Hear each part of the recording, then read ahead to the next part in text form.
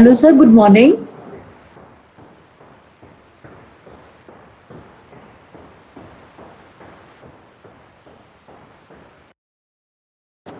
Hello.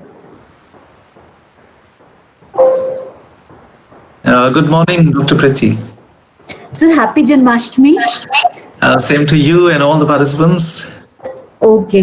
Sir, I would like to inform you that, my WhatsApp has been flooded with words of appreciation about your yesterday's lecture. Students really enjoyed that session. Okay. So God bless you for taking so many efforts for us. That's because the students are so nice and they've been so kind to me. Okay. So should we start with the session right now? Yes, of course. Okay, sir.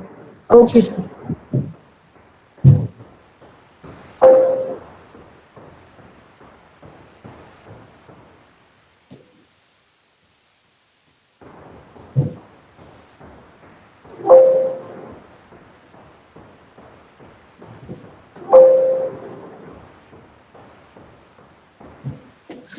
Participants, I would rather request you to please mute your mics and there should be no disturbance in between. Okay, sir. Kindly start. Okay, thank you. Thank you so much, Dr. Priti, and good morning to all the participants and the organizers. I hope you had a nice time yesterday and I did not frustrate you with my bizarre ideas.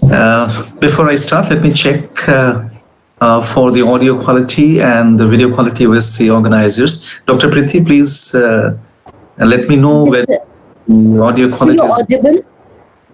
Okay. You're audible. The quality is good. Okay, fine. If I hear about the same from any of the participants, it would be nice. Participants, you can type in the chat box, please. Okay. The quality is good. Yes, even if I'm not visible, that's not an issue. I need to be audible. So thank you very much, Dr. Priti. And good morning to all the participants out there.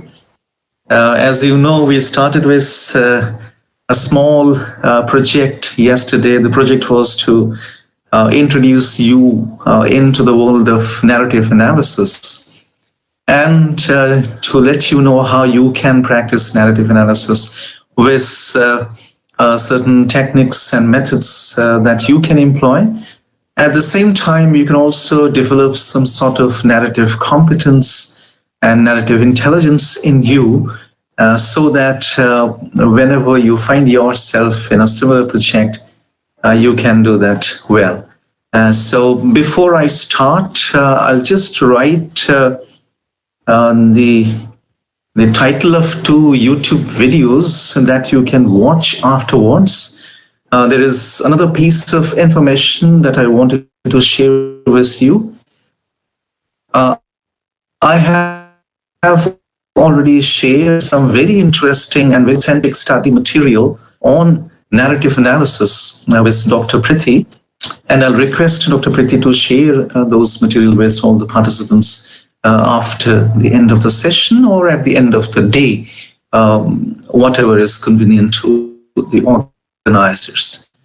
So let me write those 2 titles for you. One is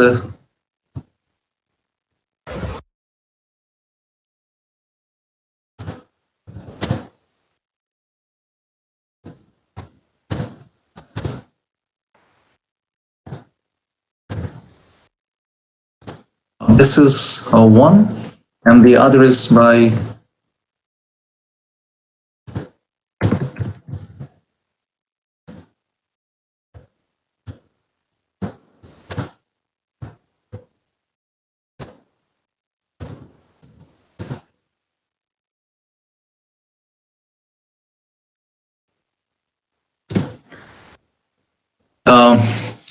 I forgot to type the question mark, so please add it yourselves. So that is what is narrative analysis by Vanessa May. Vanessa May has posted a few similar YouTube videos on narrative analysis as an area of academic inquiry. So you can watch those videos. They're very, very authentic and very interesting. At the same time, very informative and enriching. So let's return to the interval point where we paused the proceedings yesterday. So let's start with the day's proceedings, and allow me a few seconds to share my screen with you so that I can get back with today's proceedings.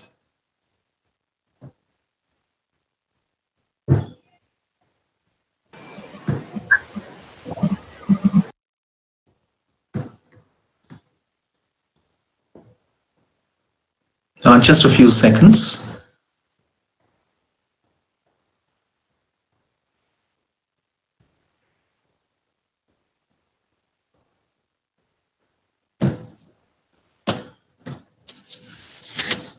So I think the screen is visible to you now. Just one response from the participant or the organizer will let me know that it's visible. So yes, it's visible. Okay, thank you. Thank you then. So let's start. This is part 2 of the same project, that is narrative analysis. But today we're going to talk about certain demonstrative measures, certain demonstrative aspects of narrative analysis, with special emphasis on what's and how's of narrative analysis. And I received several queries from the participants about how to develop and improve narrative competence or narrative intelligence in narrative researchers, so that we actually conduct proper research into narrative material and come out with some authentic findings. So we'll take up that today. I'll show certain instances through which you can actually develop certain narrative competence in you. We'll take them up one by one. So let's start with this particular thing, which I find to be very, very interesting. Before we think of developing any sort of narrative competence in our sense, it's important that we know why people tell stories. When I say people, I also including ourselves.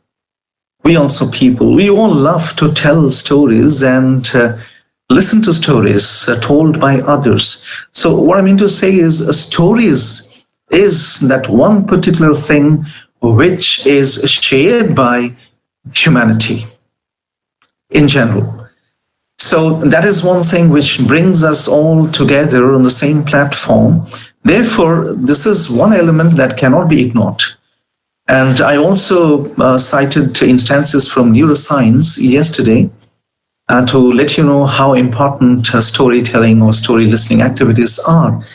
Neuroscience has established the fact that the human brain is hardwired for stories, I mean, to tell or listen to stories. So these are 4 instances taken from 4 famous theorists. The first is because we all have this autobiographical impulse. We all believe in autobiographies. Why? Because we all think that our stories are important. Every individual thinks that my story is important. The moment your story is not unfolded, it is not allowed to unfold, you feel uncomfortable. And you always find moments or opportunities when you'd like to narrate your story to others. And whenever you do not find such opportunities, you feel disturbed. I'll cite an example. It's a very famous example from a novel written by an African-American novelist, Ralph Ellison.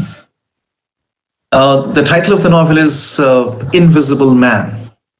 I mean, another novelist in the UK has written a similar novel. I mean, a novel with a similar title, The Invisible Man. So this is The Invisible Man by Ralph Ellison. The first line of the novel is, I'm an invisible man because nobody wants to see me.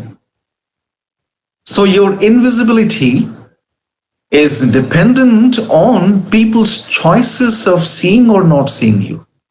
You become invisible. You're not physically invisible.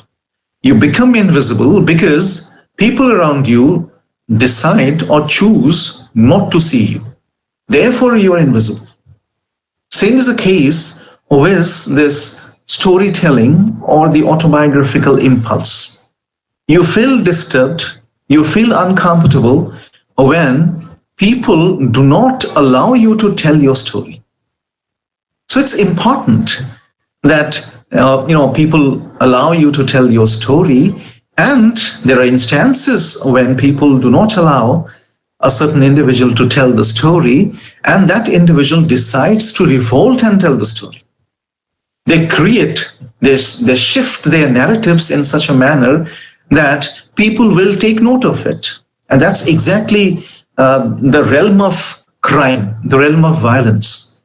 Most people, resort to such crimes and violence because their lives have not allowed them to tell or to narrate their stories to others. People never cared for their stories.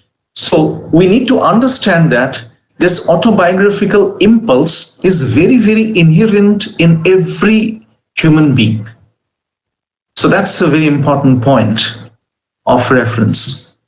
The second is a little longer. By now, you might have gone through those three lines. That is, in order to exist in the social world with a comfortable sense of being good, socially proper, and stable person, an individual needs to have a coherent, acceptable, and constantly revised life story.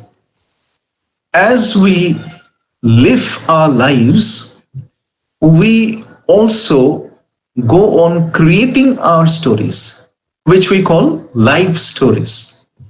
Our life stories. It may not be important like those stories of those famous and achievers, famous persons and achievers, but irrespective of that, every individual has a life story. And you can listen to this life story if you allow that individual to come out with his or her life story. And most individuals, since they are social animals, a part of the society, they would like to constantly revise their life stories so that it becomes more coherent, acceptable, and stable, and socially proper. And that's exactly where we can experience problems and struggles. You may have somebody who would not like to conform to the norms laid down by the society, but one has to appear to be stable and socially proper. Therefore, one keeps on revising one's life story. So this is another important point in reference. Now to the third one. How do storytellers create individual identities, situating themselves in their families and in society through choices they make as they narrate? This is again a very important aspect of it, in which identities emerge. Why do we tell stories in the first place? We do so because we want a certain type of identity to emerge. Until and unless that happens, most individuals think that their identities have been submerged in the crowd. So you are one in the crowd, you never emerge out of the crowd. So we tell stories because we want people to discover that we are an individual entity, we are a separate identity, and we have an individual identity, an individual existence and presence. A classic example of this is the struggles that the famous existentialist philosophers talked about, starting with Sartre and Camus, and the Americans like Richard Wright, and then Heidegger, and various Kierkegaard. So all those famous existential philosophers talked about this individual identity, which can be accomplished only when we narrate our stories. To the last one, that is the self-expressive reasons. If you remember, I talked about this particular reason yesterday. It's taken from Barbara Johnstone. Yes, every individual is born with this inherent quality, the quality to express oneself. Every individual is expressive. And this expressive urge cannot be either repressed or suppressed. It may be repressed or suppressed temporarily, but it will come out in some form. So every individual is self-expressive. Therefore, people tell stories. So that's how I wanted to introduce you to this idea of why people tell stories. Once we understand why people tell stories, then we can think of how people tell their stories and what people tell through their stories. So this why is very important before we get into the what's and the how's. Once we know what people tell through their stories, or what people try to tell through their stories, and how people tell their stories, it'll be easy for us to understand the whole narrative process, and it will be easier for us to take care of the narrative analysis process as well. So now to narrative competence. Before I talk about narrative competence, let me ask you, go for a pause, a short one, and I can take questions, a few queries and questions, very short ones, just a few, 2-3 questions before we move to the next segment. That is narrative competence. Can we take questions? You can write in the chat box as well.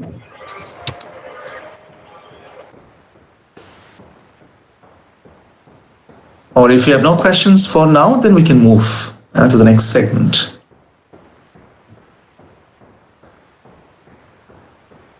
Okay, I think we do not have questions right now, so we can move to the next segment promptly. Well, now this is narrative competence. I told you yesterday that it's very, very important for a researcher who is planning or who is, in fact, conducting narrative inquiry or narrative analysis. So that's very, very important to know how to develop narrative competence. But before that, you need to understand what narrative competence is all about. Okay? So it's a set of skills in the ability to identify what? The first is listen to, then tell, and understand, be touched by, act on the stories that one is exposed to. So these are some of the things, some of the skills that one needs to possess or cultivate or develop in oneself in order to be competent enough to conduct narrative inquiry or narrative analysis. There is a little error here. You can read it from here. Okay? To identify, listen to, tell, understand, be touched by, and act on the stories that one is exposed to. So that is narrative competence. The first is identify. You need to identify that it is a narrative, it has narrative potential. And how do you do that? How do you identify narrative potential? So can anybody tell me how you can identify narrative potential? If you have any idea, I'd like to take it from you before I explain it further. How do you know that somebody has narrative potential or a certain material? It can be an oral narrative or a written document, a written narrative. How do you know that it has a certain narrative potential? I must tell you that not all material have narrative potential. So the first challenge is to be able to identify that it has narrative potential. There are two things that you need to take care of. One is causality, cause and effect, whether the events have been arranged according to the rules, the principles of cause and effect. Okay, that is one. So that is called the causality, causality, causality. The first is causality, and the second is temporality, whether you can find some sort of sequence in the narration. If the sequence is missing, and if the narration occurs in fragments, then you know that something very, very important and useful is missing or is deliberately omitted from the narration. So these two things are very, very important.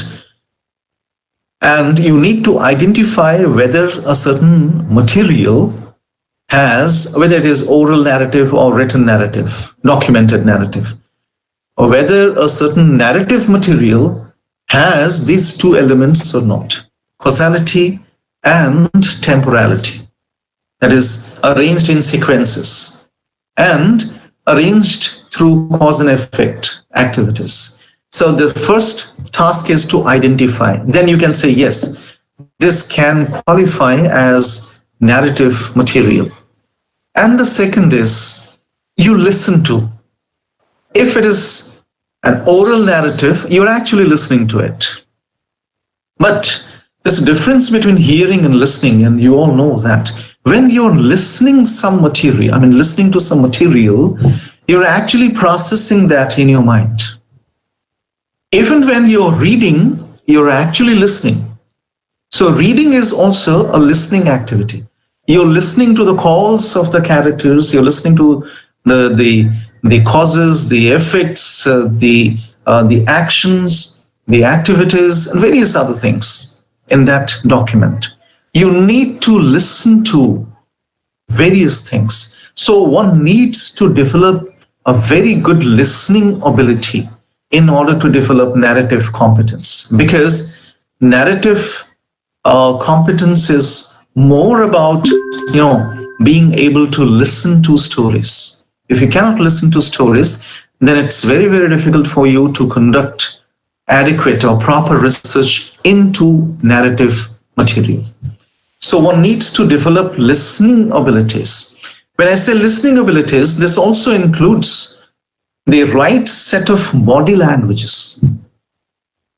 Body languages, that means you're listening to somebody, you need to give the right kind of signals so that it doesn't interrupt the narrative process. Otherwise, if you do not show interest, for example, your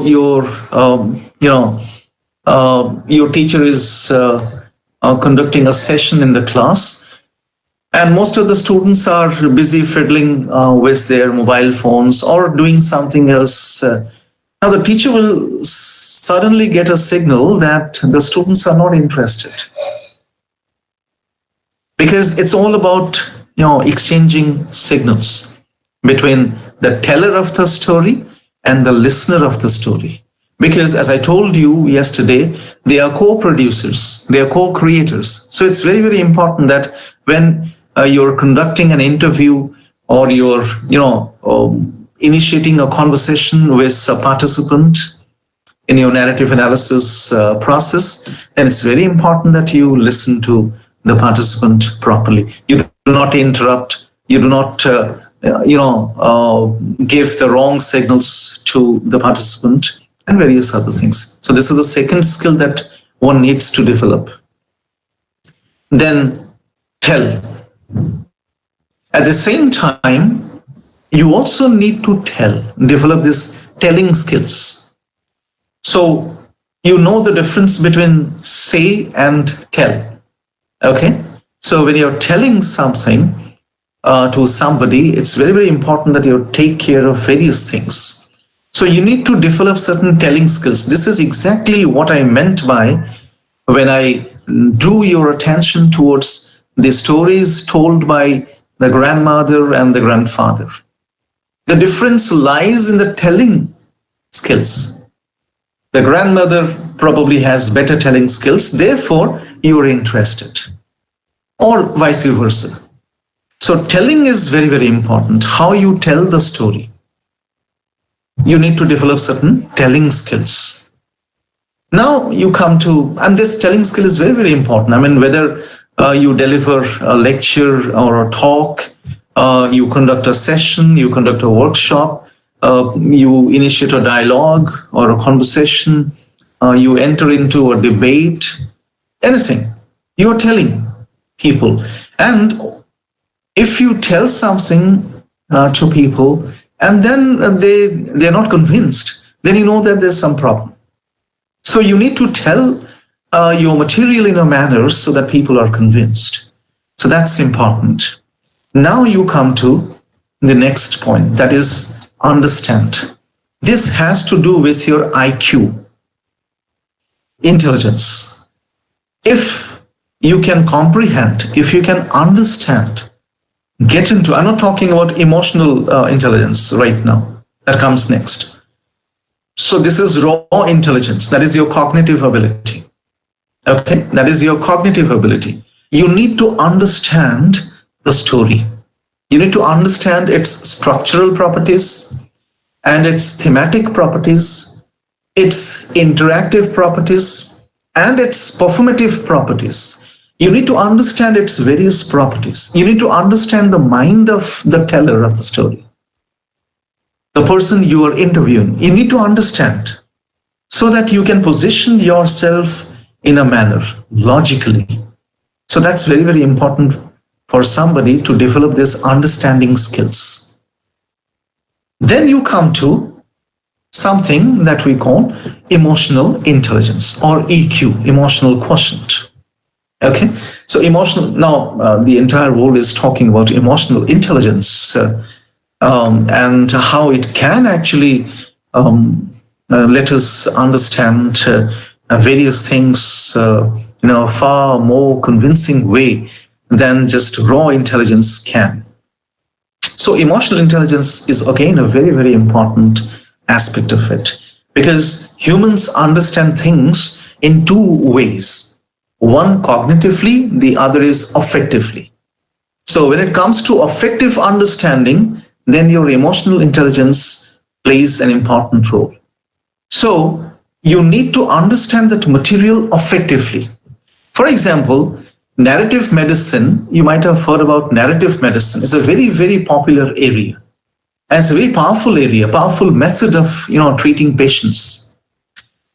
So in narrative medicine, if you do not show emotional intelligence, if you do not cultivate or show empathy, then it will be very difficult for you to understand the patient's perspective. Right here, I'll mention two very important things, which are called perspectival positioning. I mean, you need to adopt a certain perspective, and what kind of perspective you are adopting is very, very important here. So this is called Emic Perspective, and the opposite of it is etic perspective.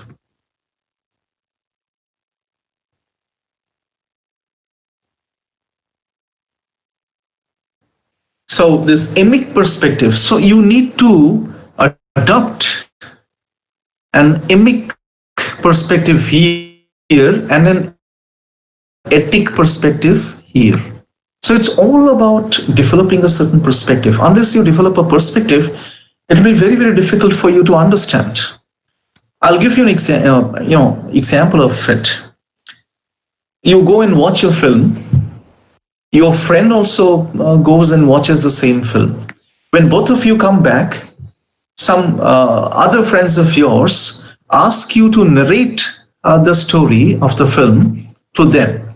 So they ask you first, and then you narrate it in a certain manner. and then they ask your friend to narrate it for them. Now you'll see a whole lot of differences in the way you narrate the same film, and the differences will be very, very marked and clear when you and your friend narrate the story of the same film to the other friends in the absence of each other. When you're narrating, your friend is absent, and when your friend is narrating, you are absent in that scene. And the differences will be very, very marked, significant, because of this particular perspective taking. Whether you're adopting an emic perspective or an etic perspective. Etic perspective, it's driven by raw intelligence. That means you treat yourself an outsider and adopt an objective approach. I'm an outsider. I'll adopt an objective approach. Emic perspective, you treat yourself as an insider. You become a part. You become one with the story, the plot, the characters, and then adopt a certain perspective. Now, a better way is to mix these two so that we can smoothly transition between emic or etic and emic perspectives. But whatever it is, I must tell you that one needs to learn how to make or how to develop or build perspectives on certain things. That's very, very important. So building perspectives is another set of skills that one requires to develop narrative competence. And then the last, act on the stories. Now, this is something that you may not need while conducting narrative inquiry or narrative analysis, but afterwards you can include this element, because we all know that what is the objective, what is the goal of narrative analysis? Most people ask this question. How will it help? One important goal of narrative analysis is to derive change. Now, is to help change happen. There's a very important area in management studies today. They call it change management. And there is a similar area that is associated with it. They call it, C4D and C. So communication for development and change. So communication for change. So C4D, the UN model of C4D, and again, extension of it is C4C, that is communication for change. So when you make your report, your findings public, you're actually initiating some kind of dialogue and change. I'll give you an example of this towards the end of this session.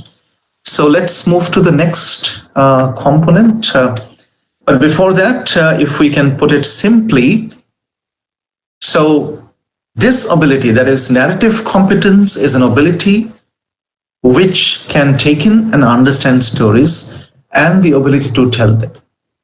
So if you know how to understand stories and how to tell stories, because the whole process, narrative analysis, is all about restoring.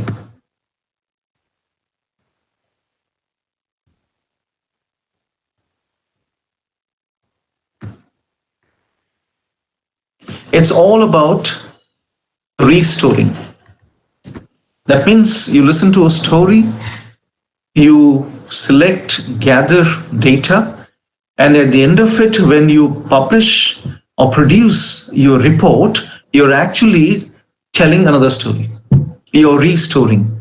So this story making process will go on, and it will continue without any interruption.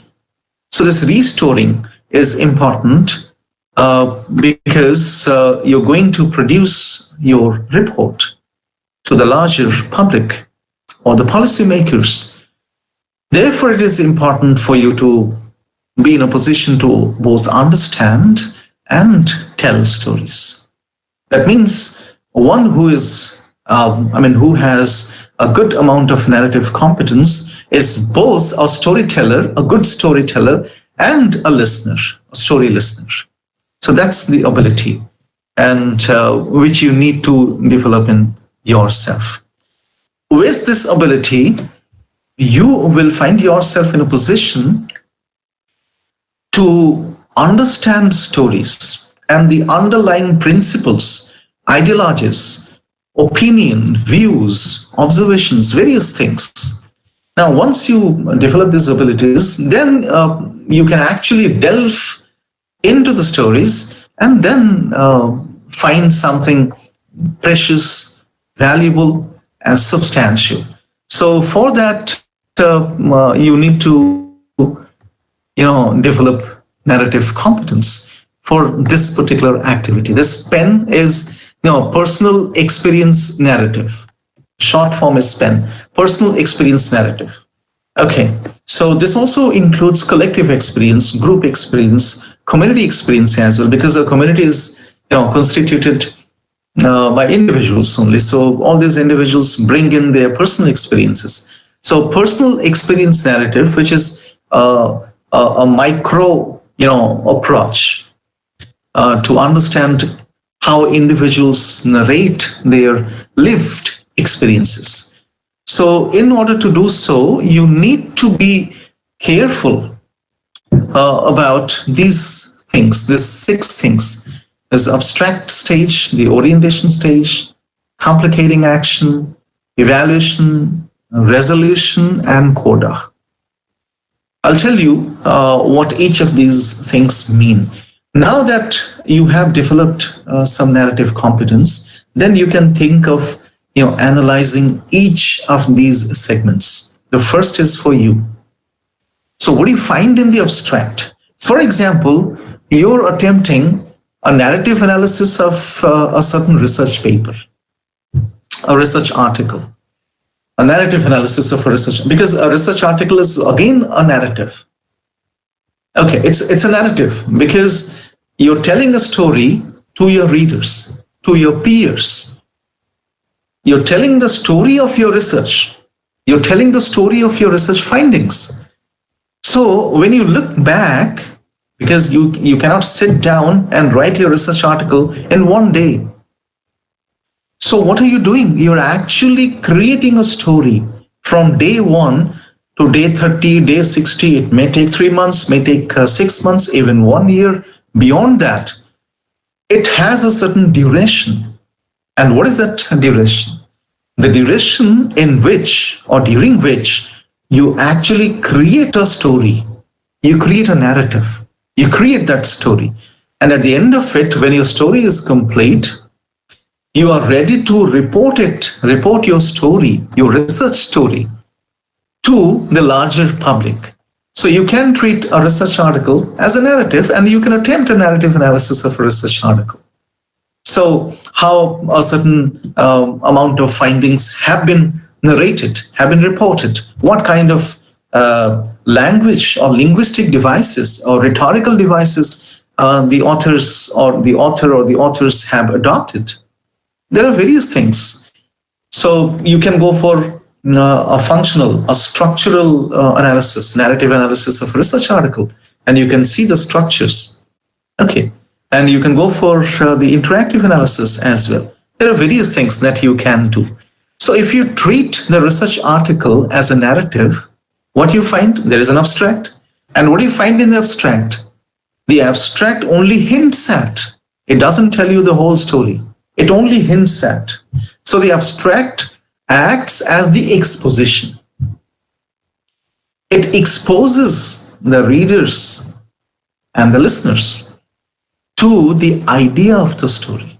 In your abstract, you talk about the story. So it's a very short summary of this, the entire story. Okay. What happened? How did you choose that area?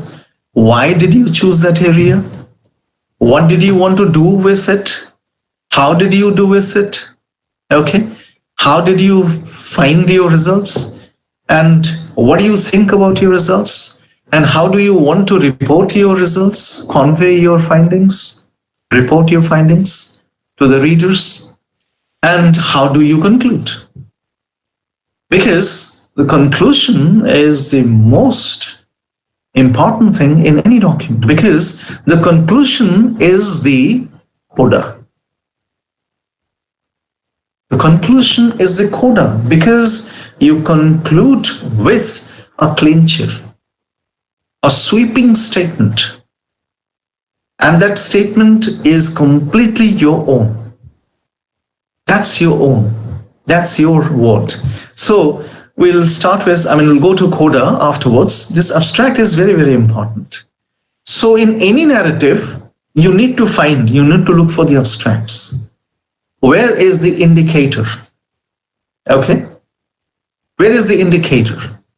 For example, you're about to watch a film. The film begins. And right at the beginning, you can see, thunderstorms, lightning. There is darkness on the screen. So that is an indicator. The indicator tells you that there's something disturbing is about to happen, because that disturbs you. That disturbs your ears, your eyes, your mind. Therefore, you can anticipate something disturbing. After a while, a murder may happen, an accident may happen, something may happen. So that it leads you to that particular thing logically. Causality, remember? Cause and effect. Okay, causality. Therefore, it is important that there is an indicator. So that's important. Always look for these abstractions. And now you come to the orientation aspect of it, where you identify various things. This orientation aspect, that means you gradually oriented towards the narrative. You discover various elements of that narrative, various parts of it. It can be place, time, person, actions, situation, various things. So it has a certain function, because it orients the listener or the reader, because when the story takes place, it needs to orient you. If it doesn't orient you, then you'll feel out of place. You'll feel as if it is disjointed. So this orientation is very, very important. You remember, as this is for the students, the researchers and the students. Whenever you join a certain institute, you pass through an orientation phase. Why is it important? Because you are being made a part of that institute. So if that doesn't happen, you'll always feel out of place, disjointed, stranger, outsider. Therefore, this orientation is very, very important. Then the third important aspect, that is complicating action. Remember that stories are different from narratives in the sense that stories do not have a point of view, whereas narratives have, because narratives are defined by this point of view. I'm sorry.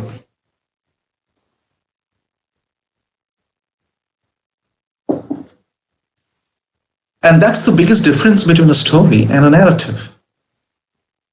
So it's important that you incorporate certain conflicts and complicating action into your narrative, so that it becomes interesting, challenging. If it's not challenging, the cognitive elements will not be activated. It has to be challenging, so that it can have a grip on the listeners. Then you come to the evaluation. Now this evaluation is very, very important, because this is exactly where the storyteller is taking a perspective.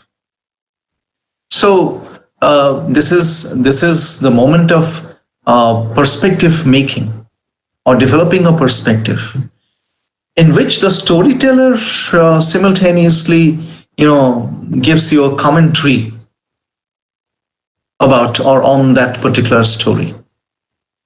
So there are different methods a storyteller can utilize to insert evaluative comments. There are different methods. Sometimes, especially in visual stories like cinema or advertisement, you don't find narration. Many often, you do not find narration.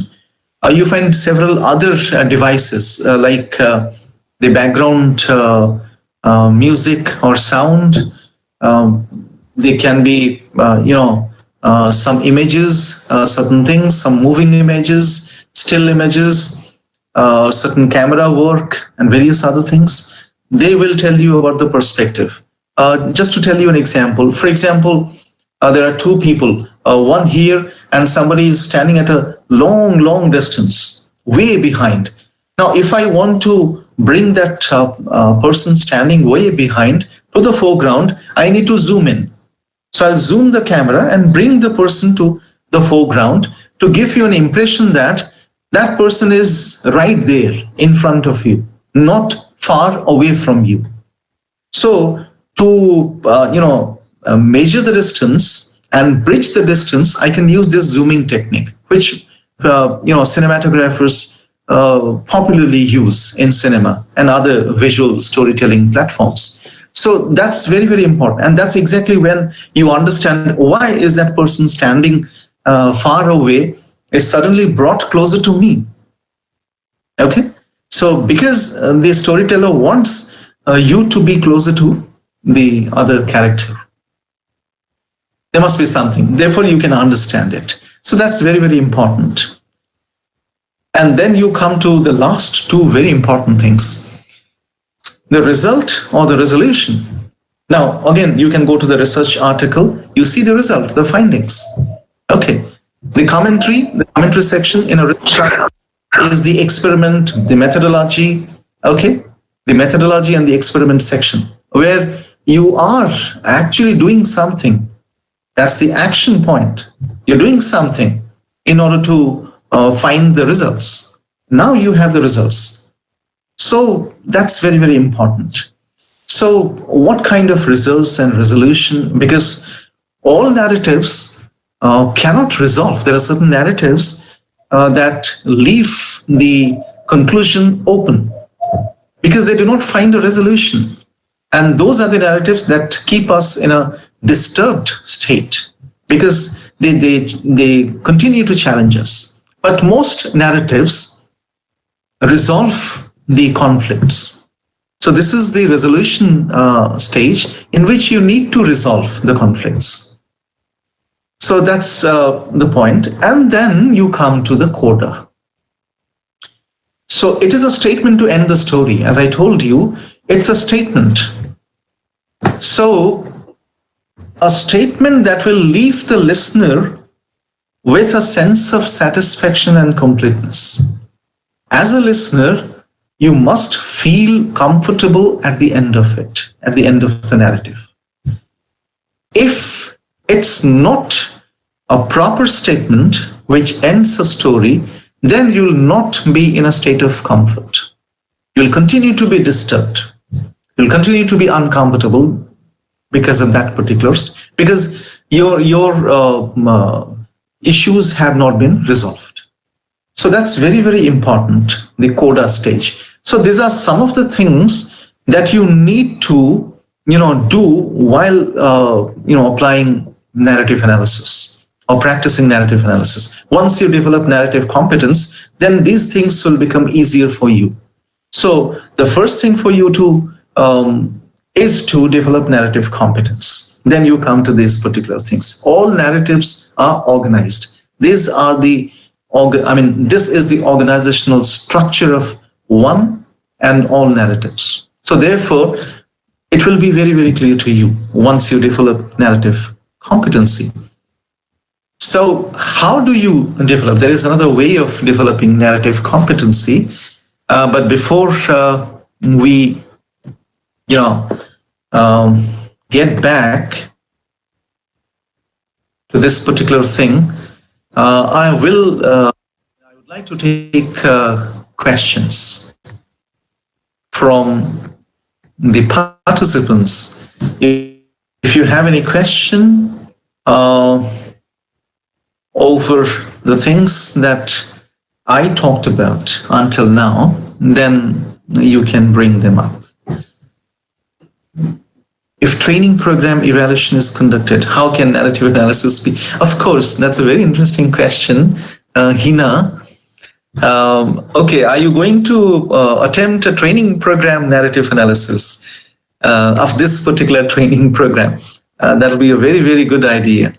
Of course, I mean, see, how is a training, yes, I guessed that. You can tell me that I have some sort of narrative intelligence. Well, when you look at the structure of a training program, you'll see that a training program has certain organizational structures. It has a certain abstract. And what is that abstract? In the brochure, you do not get to know everything, right? You do not get to know everything. All they all these brochures let you know about is that this is a certain workshop or a faculty development program on this and this and this, and these are the core issues that we'll take up, and you can expect these things at the end of the program. So just an abstraction of it. And then you think of joining it, you actually come and join. When you join, then a few days before the program actually takes place, the organizers share the schedule of sessions with you. Now, that is exactly which acts as the orientation. So you're being oriented towards the sessions. Now you can you have a greater idea of what you can expect from that workshop or faculty development program or any training program for that matter.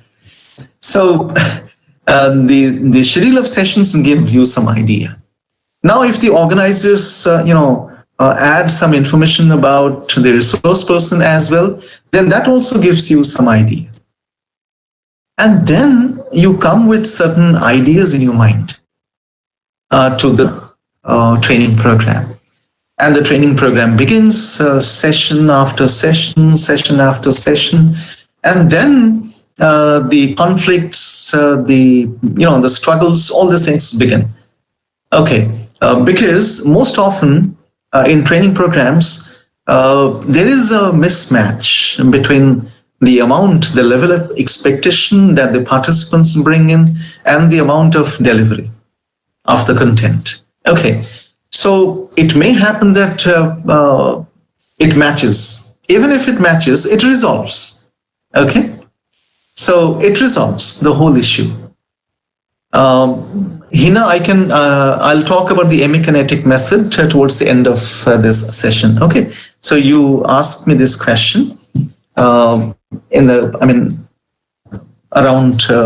12:45. I'll reserve the last 15 minutes for question answer. Okay, so that is it. And then you come to the resolution of the conflict and various other things.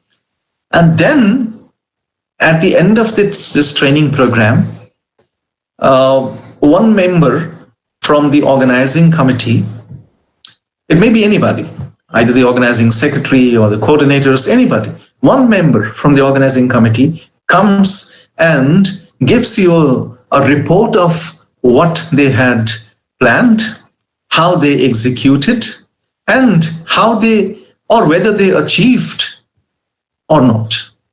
Okay? Whether the objectives have been achieved or not. So then you come to, that's exactly where they issue this coda, a sweeping statement, to bring the whole thing to a logical conclusion, a logical end. Okay, so that is how it is done. Any other question? I have a question from Dinakara Kenjur, is a research scholar from Mangalore. Okay, So please, how to help when a person is in traumatic phase and we need to know his narration. That's wonderful. Dr. Sapna, I can guess, do you practice psychology or health psychology? Dr. Sapna. So if you practice health, yes, and that's because that's an area in health psychology. Trauma, conducting in-depth interviews with victims of trauma is a wonderful, wonderful thing. And that's exactly how we can, develop an insight into the experiences of trauma or the experiences of people experiencing or passing through a traumatic phase. Of course, that's true. We can do that, definitely. But then that requires some more time. So I can share my number with you. So if you call me, afterwards, we can discuss this. Okay, thank you. So let me quickly return to this particular thing, because this is very, very important. I'll quickly, talk about these things. So how do you develop NC? NC means this narrative competence, the short form. Okay, so how do you develop narrative competence? Again, so you need to understand the elements of a narrative. If you know the elements of a narrative well, then it will not be difficult for you to understand, to develop narrative competence in you. Now imagine, I'll tell you a story. And you let me know, you tell me which of these, I'll tell you two stories, in fact, with the same idea, with the same material. There was a king, there was a queen. Okay? They had a very handsome son, the Prince Charming. The Prince Charming once went to the jungle for hunting. He suddenly came across a princess in the forest. He fell in love with the princess. It was love at first sight. The prince came back, returned to his kingdom. He requested his parents to, he told his parents that he would like to marry the princess. The parents agreed, and the prince married the princess. That is how the story ended. One. The same story, the prince met the princess. They fell in love with each other. In the meanwhile, there was somebody else who was watching them closely from the bushes, from the hedges. And that person happened to be the charioteer of the princess. That person had certain designs on the princess. Okay? And then when the prince and the princess returned to their respective kingdoms, that charioteer, played certain, cooked certain conspiracies and all that. He separated the prince and the princess. He created some kind of enmity between these two kingdoms. There was separation, long one. Then gradually, somehow the prince came to know about the designs of this charioteer, and then things began to, unfold. The mystery, the conspiracy was cracked. And after much struggle and conflict, the prince could marry the princess. Now, if I ask you, which of these two stories with similar storylines, gripped your attention? Can you let me know quickly? Write in the chat box. Just one or two responses will do it. I just want to know. Yes, I have a feeling that it's the second one. If you all agree, then it's okay. Okay? Yeah, fine. I have received your responses. Now, why is it so? The second story is gripping. It's not easy and smooth. Therefore, that is interesting. Because whenever we make a story complex, a plot, okay? Because in order to create a plot out of a story, in the second story, we have a plot. In the first story, we don't have it's a very straightforward plot. It doesn't have any conflict. Therefore, it is not interesting. So, in order to convert a story into a good plot, it's very important that we introduce conflicts and struggles into it. And that's the reason why I told Dr. Sapna that now, in terms of richness, the experiences of trauma victims is more important than the experiences of some other people. Therefore, because the plot is very, very complex, and as a researcher practicing narrative analysis, one has to dig deep into the psychological processes to understand the experiences well. So it's very, very important for you to develop, to understand characters. A simple character, plain, straightforward character will not be interesting, because a character with certain gray shades can be interesting, because no character can be all white or all dark, because that'd be extremes. We are interested in characters that also have certain gray shades in them, because that will allow us to understand the character, that will make the character challenging, and it will demand us to dig deeper in order to understand the character. Same is the case with plot, settings, then your style, how a particular story is narrated, okay?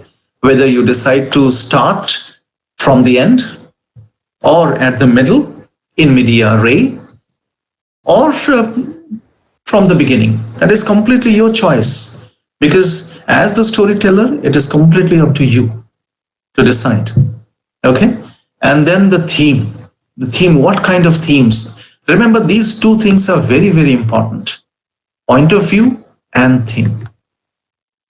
These two things are of great importance to the narrative analyst, because at the end of it, you will have to discover thematic patterns or structural patterns or interactive patterns, symbolic patterns. I mean, do you see the same metaphor pervading? Okay, so you can find this symbolic pattern, or it is the same thematic patterns, or it is the same, structural pattern. Can you discover the structural pattern in multiple, personal experience narratives? Suppose you conduct a pen study of 5 people, a group of 10 people. So who belong to the same area, who are exposed to the similar conditions. So do you experience, do you come out with, or do you see similar thematic patterns, similar structural patterns, or similar symbolic patterns? Or they are different from each other? As I told you about the narrating of the story of a film by 2 friends, whether you can see thematic patterns, similar thematic patterns. So point of view is very, very important. What kind of point of view is adopted by a certain narrator is very important. So that will let you know how that particular person thinks about that particular experience. So this point of view is very important, and this theme is also very important. So what I want to tell you, that if you want to develop narrative competence, it is very, very important that you develop an ability to understand these elements of a narrative well. Now, I'll give you an example of it. I have noticed that Dr. Sapna has been asking or raising certain questions since yesterday. Okay. And I have been following those questions because they're very, very interesting. Other people are also asking equally interesting and important questions. Dr. Sapna has been asking questions in which I could decipher a certain thematic pattern. And that's the reason why I asked her just a little while ago, are you into health psychology? And she said yes. So that allowed me to, develop an insight into her narrative. She's actually been creating a narrative through her questions. And I can see a certain thematic pattern because she's asking questions about, healthcare, issues related to healthcare, mental health care. So I can see the pattern in her questions. So that's exactly how you can decipher the narrative pattern, the narrative itself and the narrative pattern. Okay, well, so quickly I'll take you to the typology, but I think we do not have much time. I would certainly like to reserve some time for question answer. Therefore, I'll quickly skip this, but I have shared these relevant material, and you'll find all these things in those reference material. So you need not to worry about. I'm also going to share these PPTs with the organizers, and they will share these presentations with you. So it's not going to be a problem for you. So these are the four most important analysis methods. Okay, the typology. Thematic, I have talked about the thematic. Then structural, interactional, that is symbolic. Okay, in which you also become a co-creator, co-actor in the production of that narrative. Okay, because it may happen that while, especially this interaction analysis method is used quite popularly by healthcare professionals, especially in narrative medicine. This interaction analysis is used because the patient, while communicating with an expert who knows healthcare well, who knows medicine well, the patient doesn't know medicine or healthcare that well. So the interviewer needs to, at times in between, consolidate the narrative of the interviewee so that it becomes interactional in nature. So that's how you become a co-actor or co-producer of that story, of that narrative. And then this performative analysis is very popularly used by researchers in the field of communication studies. Okay, all sorts of, whether it's visual communication or journalistic communication, this is performative analysis is very, very popularly used. Structural analysis is very popularly used by linguists, researchers of language, because they always find linguistic patterns, verbal patterns, noun patterns. They discover these structural patterns. And then thematic analysis has been very popularly used by people across a variety of disciplines, whether it's sociology or psychology, even literature, management, because market researchers look for thematic analysis as well. So that's how it goes on. Well, now there are two ways. I'm going to give you a demonstration of these two ways. The first is in-depth interviews, because this is how you gather your data, your material for narrative analysis. So this is one is in-depth interviews. I have shared a very important material on in-depth interviews, and you can also download a few equally important material from the internet as well, if you're genuinely interested in conducting in-depth interviews. There are a few things that you need to be very, very clear about right at the beginning before you conduct in-depth interviews. There's a big difference between surveys and in-depth interviews. Surveys are highly structured, in which the questions are very, very structured. In in-depth interviews, you have the liberty of, suddenly incorporating unplanned questions as well, okay, which we call probing. So these probing questions, which you had not planned earlier, can be incorporated suddenly, okay? I'll show you an instance of it. So in-depth interviews and then documentary data. So the first element is plan. There's a planning stage of in-depth interview. You have to be very, very clear about the stakeholders, the people that you're going to interview. Okay, and then you need to prepare a list of these stakeholders, and then you need to take care of this international, national research ethical research standards and various some. So this plan is very, very important. You cannot go about it in an unplanned manner. So if you plan it, you can keep it within a manageable sphere. Okay. The second is this: develop certain instruments. You need to develop a protocol of certain questions. And what kind of questions? You need to develop an interview protocol.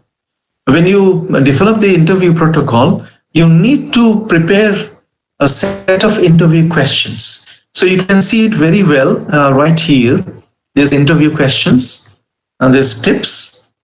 Now you can see on your screen, you need to ask open-ended questions.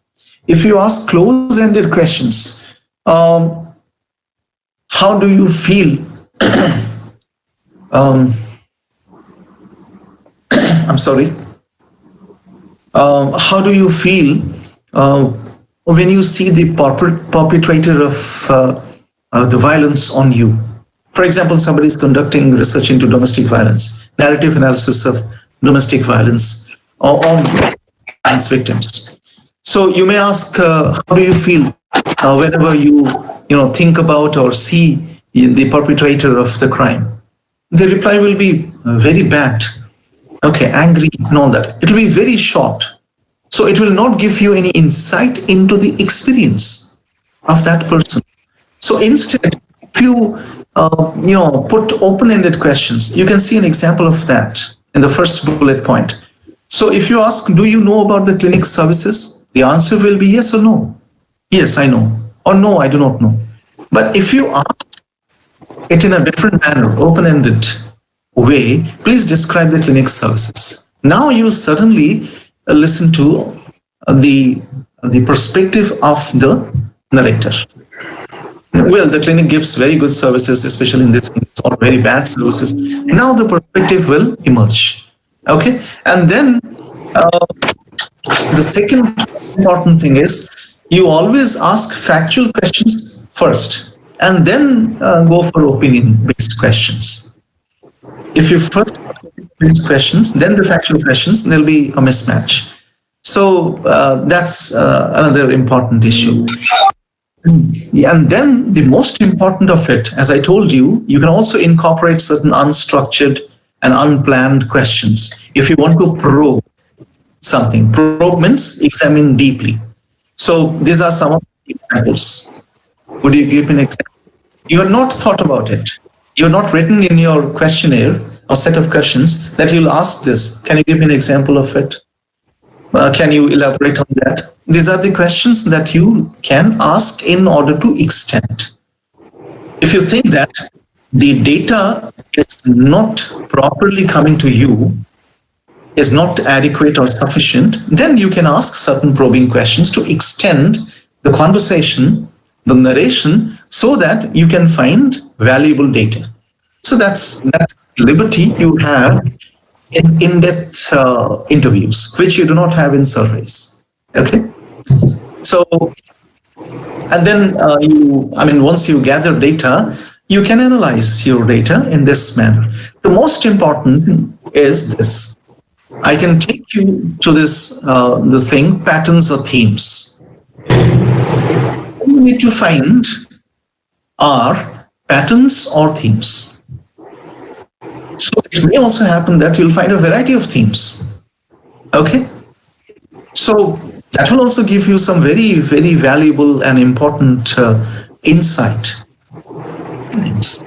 So this is how you analyze your data. But the most important thing to look for in the analysis phase is or are the patterns or the themes that emerge. Because narrative analysis is all about patterns and themes, the structures or the patterns of the themes. So that's how you attempt narrative analysis. Now to the second type, that is documentary data. For example, you're not conducting an interview, but you have some existing data, existing material like this. There's annual reports, letters, company forms, various things, and certain other material like speeches, timesheet, newspaper, minutes of meeting, magazine articles, film and other media, graffiti like the Amul graffiti that appears regularly in newspapers in India. So various things. So these are material. Then you decide to conduct a narrative analysis of any of this material. So you need to apply this narrative theory. Okay. The first important point is that documents are authored and created. As the whole idea of a training program is authored and created.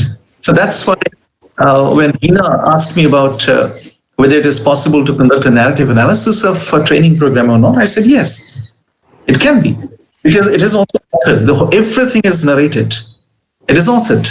Okay, and these are the things that you need to take care of, and this is the source from which these elements have been derived. You can go to these sources and read about these elements in detail. So what do you do? For example, these are the steps in narrative analysis. So you need to start with the research question. For example, recently the government of India has released the National Education Policy document. And we all know that, the NEP, National Education Policy document. We are currently studying the National Education Policy document through the perspective of narrative analysis. We are, in fact, attempting a narrative analysis of this policy document. If you also think of doing so, you can go ahead and do so. How we are planning it out. Although this is copyrighted material, I'm still sharing it with you. You need to start with a research question, and this is how we have started. How does the NEP document justify a reform in the educational practices? Okay, I have a certain document, the NEP document, the National Education Policy document, and this document is out, and it has, positioned itself strategically in opposition to the existing document. It begins by saying that there were a few problems in the previous document, therefore this document is in place. So it positions itself in opposition to the previous policy document. So that is how it gives you an indication that it is going to drop some of the elements in the previous document, and it is going to propose a few new ideas in the place of those documents. Now the question is, how does it do it? So the what and why question come. What does it do? Why does it do? Was it really necessary? Or it was just a strategy? We need to find that. And you decide on relevant documents alongside the NEP, the other policy documents. You can also read the previous policy document, education policy, which was introduced almost 40 years ago, the previous education policy. Then you can attempt an analysis of both the documents side by side. Okay? And then what exactly you need to find out? You need to identify these things, themes and plots. Because a policy document is authored. It has a certain structure. It has conflicts. It has a resolution. It has a coda. So therefore, for these characters, these heroes and villains and endings. These heroes and villains are not characters here. These heroes and villains are the policy ideas. Okay? And then you find the rhetorical devices. What kind of rhetorical devices have been used in order to position one idea alongside the other idea?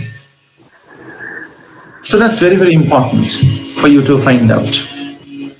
Okay? So that's the next step. And then you may also think of finding alternative potential narratives, like other heroes and other villains and other endings, possible ones that the NEP has not taken care of, has not looked into. You may find those. That's exactly when you become a co-producer, a co-creator of that. Okay. So that's how we come to the end of the whole thing. instead of ending at 12:45, I took 5 more minutes. So I'm sorry for that. But we still have 10 minutes for the question answer session. And now to the participants. Yes, please.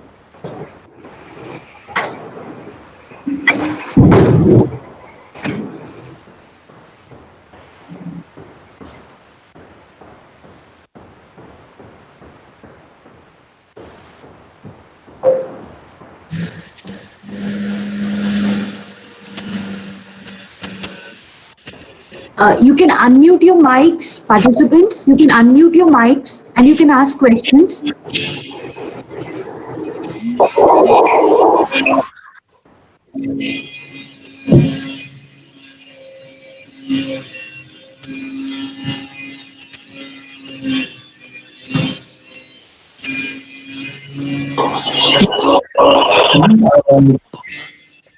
Hina has a that I mean, how can we mix the ethic and the emic methods perspectives so that the bias is minimized? I mean, that's the whole idea, because we need to keep the bias to the minimum, so that it doesn't actually raise questions over the authenticity of the material. So that's a very, very important point, because too much involvement or integration into that narrative process will also lead to biases. So one has to be very, very careful. I mean, that's exactly where your interpersonal communication skills will come into play. One has to be very careful when to get in and when to, stay away. It's almost like, helping his child learn the bicycle. Okay, if you are too much a father, then you'll probably not allow or help your child learn the bicycle, because you'll always hold the bicycle, thinking that the child will fall and injure itself. So you need to decide when to leave, take your hands off the bicycle so that the son or the child does it independently, and then whenever there is a problem, you handhold. So that is how you can do it. You need to go for a very wise and intelligent mixture of it. But there are certain occasions when you need to adopt emic perspective, and there is nothing wrong in, especially when attempting ethnographic studies. You cannot go for the ethic perspective. I'm reminded of a wonderful film made in India with Rajesh Khanna and Amitabh Bachchan in the lead. It was Namak Haram. So those who are good at Hindi can watch it. It's a very, very good film on the ethnographic model, the emic model. Yes. Any other question?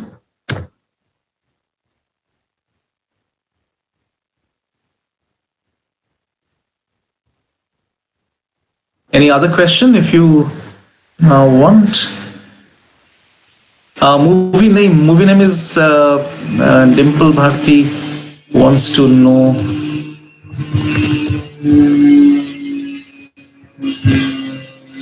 That's the title of the movie.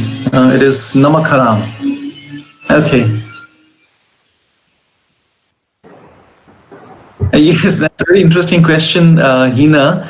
How to write a narrative analysis. But then I'm so sorry that, we need another day to discuss these writing procedures of, narrative analysis. I would love to, but then if you need, I can. We can talk about it afterwards. Okay.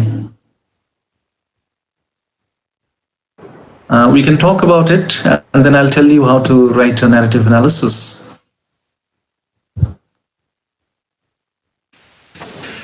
I would rather suggest any one of the participants who would like to give a feedback of both the sessions.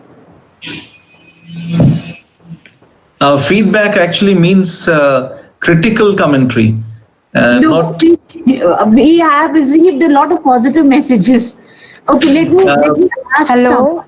Please also share negative ones as well. Okay, someone is about to say something. Let's listen. Yes. Yes, please, please. Hello.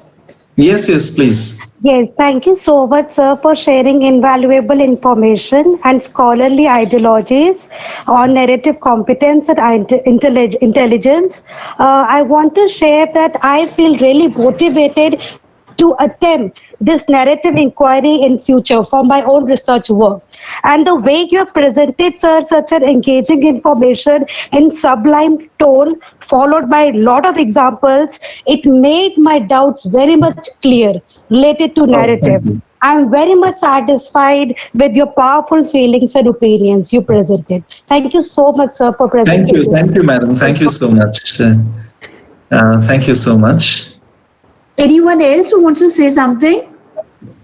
Just one moment, Dr. Priti. I'll take a very interesting question from Shashank Mishra. I've been receiving very interesting questions from Shashank since yesterday. And thank you for those questions, Shashank. Yes, in narrative analysis, we find, there's a recent development. They call it the personal as political. Okay. So you are very, very true, because that's how, certain agencies create propagandas, especially when it comes to social movements. Social movements use narrative, research, narrative analysis, and narratives as well to create propagandas. So narratives have a very, very important role in political processes as well. So that's the reason why there are many research scholars and researchers who are currently studying the interrelationship between narratives and the political processes. So since the personal is also the political, there is always a scope for an inquiry into this particular relationship. That's true. Yes, and narratives have been created, whether it's a propaganda to bring about certain change. For example, take the anti-tobacco propaganda. So we can see it as a visual narrative. So you can collect images and videos from the internet to find a thematic pattern in the narrative processes, in which through which a certain propaganda was in fact conveyed, aimed at, or created. That's true. One more question from Hina Chaudhary. Some visualizations could have been added in the present. That's true, very, very right. But I was a little scared, concerned about the time. In fact, I wanted to, I have those videos, I'll share those videos with you. In fact, I wanted to include those videos in the presentation. You're very right. And I'm going to share those videos with you so that you can take a look at them and understand how narrative analysis can be attempted.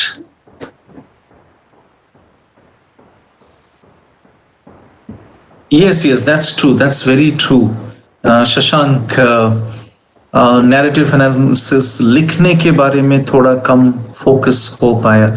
No, that's true. That's very true. As I told you, because narrative analysis is a very, very broad area in itself, because a complete 5-day short-term course or workshop can be conducted on narrative analysis itself by focusing on its different aspects.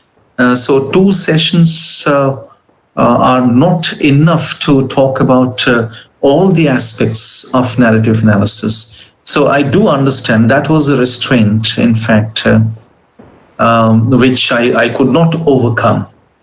Okay, these are the 2 things. Certain visualizations, videos Those who are interested, you can watch the Ayushman Khurrana, the Man Company video. I'm writing it for you.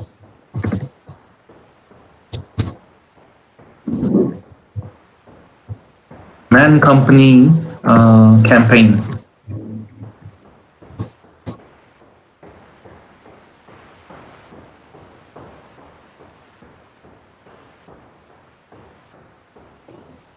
I have a question from Shweta Jha. Yes, I have already shared some very important material with the organizers. You'll be getting those very soon. And when you go to the references section of those material, you can actually get a good idea of the bibliography of all those material that can help you with a better understanding of this area, because I cannot claim that I've been able to give you a better understanding of this particular area, that is narrative analysis. In 2 sessions, nobody can claim to do that, because it's such a broad and such an important area. I mean, with bearings across multiple disciplines. I mean, when you look at the list of the disciplines which practice narrative analysis, you'll be surprised. I mean, the counting goes up to 30 or even more. So it's not a narrow area. Okay. Narrative analysis is tool for person's nature identification. That's I don't think so. It's difficult to understand the nature of a person, because that keeps shifting, that keeps changing. Narrative analysis is basically about developing an insight into the personal experiences, the lived experiences of individuals. So that may not give you a clear-cut indication of the nature of a person. For that, you have various psychological tools which you can employ in order to, peep into the nature of a person. So you can go for regression analysis, okay, and various other things. That's cohort analysis is very, very. Is it? Somebody, I have a question from Nikita Anand. Please describe narrative inquiry of research analysis, a research paper. Yes, I mean, I have shared those material with the organizers. You can take a look at those material. I have shared this material today itself, so you can look at those material. So you can collect. Does EI affect the narrative competence of a person?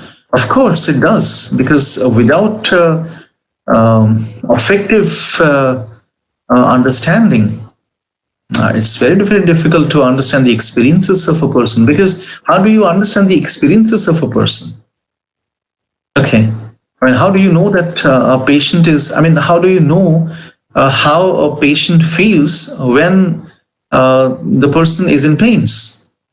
How do you know how a person feels when an injection is administered? So that's very, very important that you show or develop some kind of EI.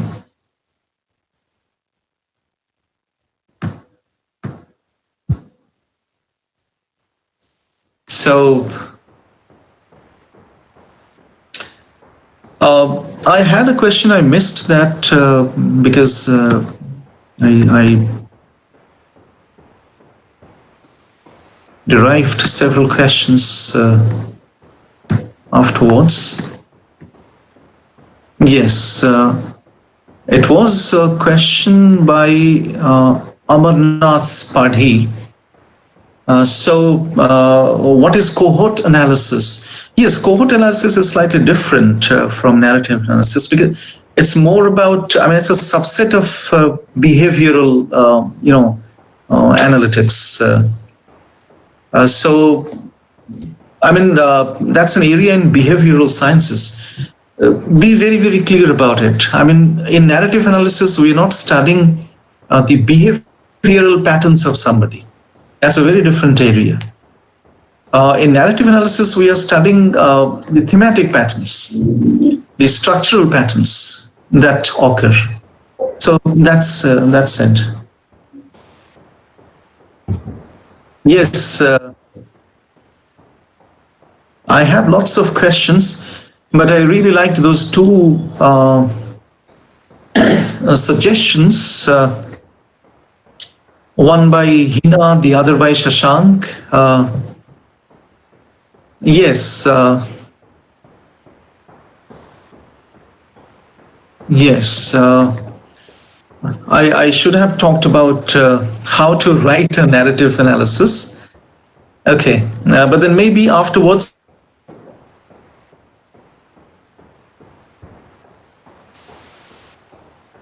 the suggestions, one by Hina, the other by Shashank. Yes. Yes. I should have talked about how to write a narrative analysis. Okay. But then maybe afterwards,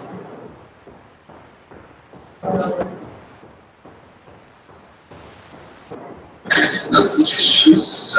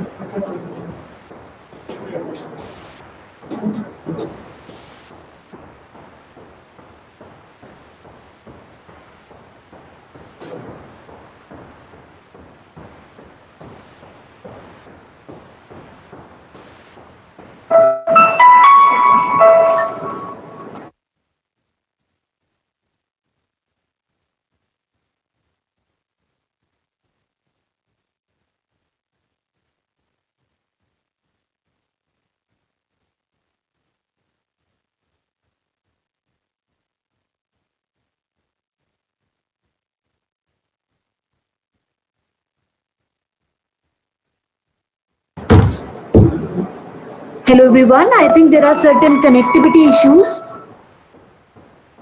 Hello, am I audible? Yes, ma'am. Yes, ma'am.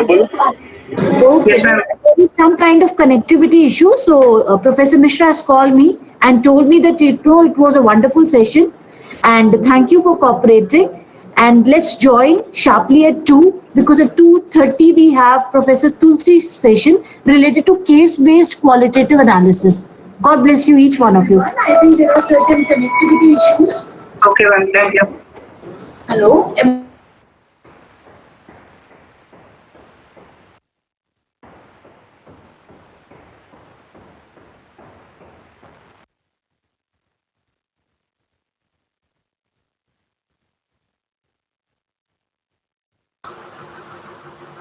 Yes, thank you very much, ma'am.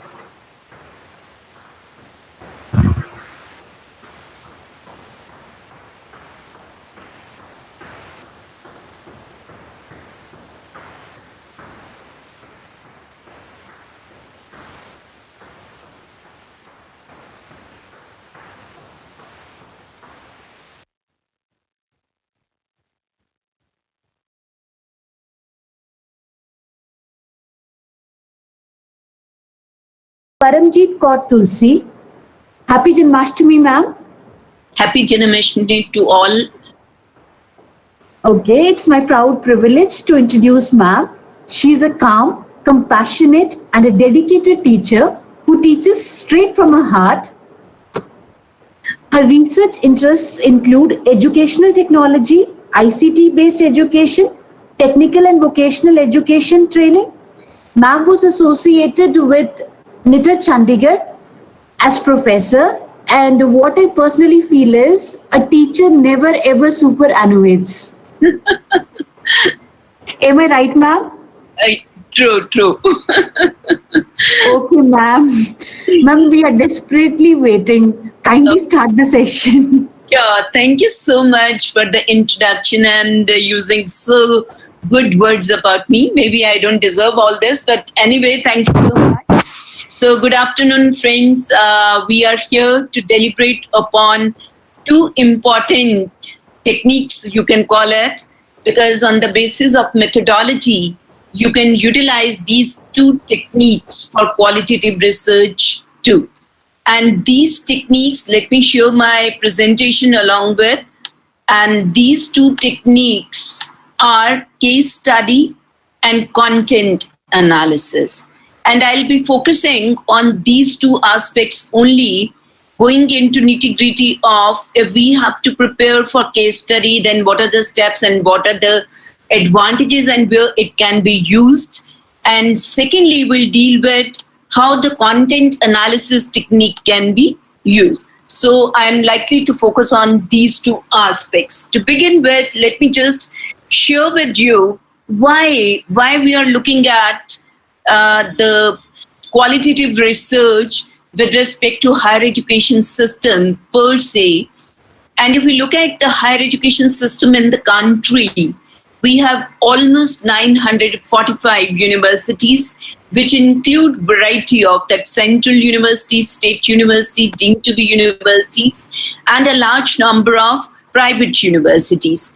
In addition to that, we have technical education system, again comprising of almost 10,000 institutes with a good enrollment in intake capacity. You can see that we have almost 34 lakh students who are in the technical education system. And all these institutions of higher education or technical education, and in addition to that, the institutions of higher learning like Indian Institutes of Technology, Indian Institute of Science, and then we have ICERs, NITs, etc., which are also contributing their might to the higher education system. But these institutions, all of them are not of equal standards or equal quality, and there are all different benchmarks which have been set by the different institutions. But at the national level, when we look at, we have NIRF, National Institute of this Institute for Ranking Framework, which is available. And here, I was just trying to find out in 2020, which are the 10 institutions which have actually got the first 10 positions. And believe me, when I looked at the list, these are the institutions which have occupied the first 10 positions, most of them IITs, including IISc Bangalore and Jawaharlal Nehru University.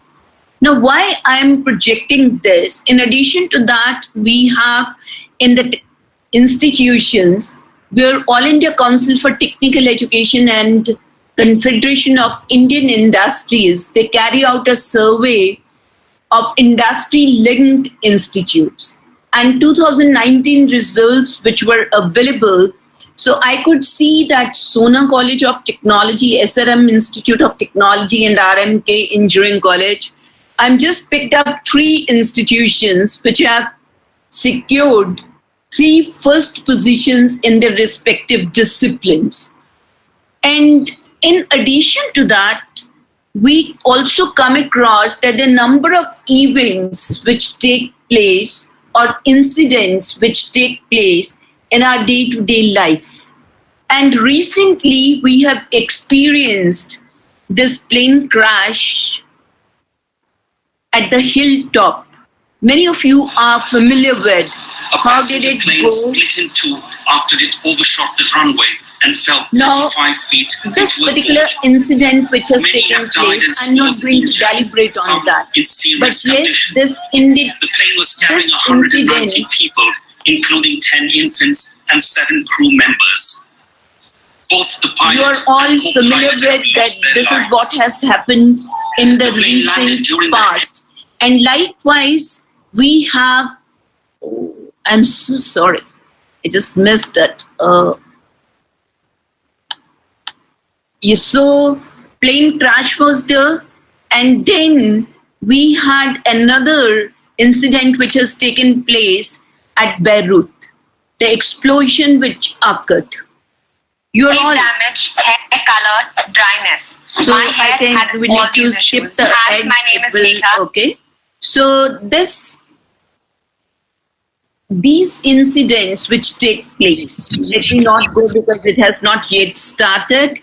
So, and we also had number of other incidents where 15 plane crashes in the world, they have been recorded. And in 2016, we had witnessed a collapse of bridge. And there was a lot of devastation that had taken place. At the same time, we came across train accident in 2013 Spain. And We're just getting dramatic new video showing which that train never disaster in was northern Spain. expected. 8 cars derailed and burst into flames. Overnight, terrible. Overnight, the death toll rose dramatically. At least 77 people have been killed, twice as many injured. And there are indications. Now, why I am only presenting all this to you? Because even if you look to the education system, there are instances where the institutions are performing better in comparison to others in diverse fields, like overall performance is there, or industry institute interaction is there, or you have these incidents and which are taking place, which would call forth for research to understand these incidents or happenings, or which would require intensive investigation into the phenomena to understand how a particular institution could procure or secure the first rank in the discipline of electrical engineering or mechanical engineering, and so on. So there are good institutions, there are bad institutions. These are the extreme cases which are available to anyone. And this may be true in case of the industry also, where the industries are excelling, making business now. Recently, we have come to know that Reliance shifted its position and secured a better position than before. Maybe that one industry you would like to study in detail to find out how that industry could secure that kind of position in the world ranking. And likewise, you had Terra Nano cars. So just to say that there are a number of questions which can be there in the mind of the researcher, which would require going in depth of a particular phenomena, process, institution, or organization. And one of these questions is, what are the manufacturing processes used in automobile industry in Punjab, Haryana, and Delhi? Maybe this is one where one would like to go in for the multiple case studies of the manufacturing automobile industry, and then try to find out the manufacturing processes in place. Now, here, just leave these two because I picked up from my descriptive research. Now go to how did award-winning industry implemented the total quality management in the organization. If you really want to find an answer to this, maybe you have to go to that award-winning industry and then find out the reasons and the way they prepared themselves to implement that total quality management. Now, here again, I'm sorry, by mistake, I picked up descriptive, but let's take up this question. How old structures are demolished in USA? Now, this particular question is again amenable for in-depth investigation. And if you go by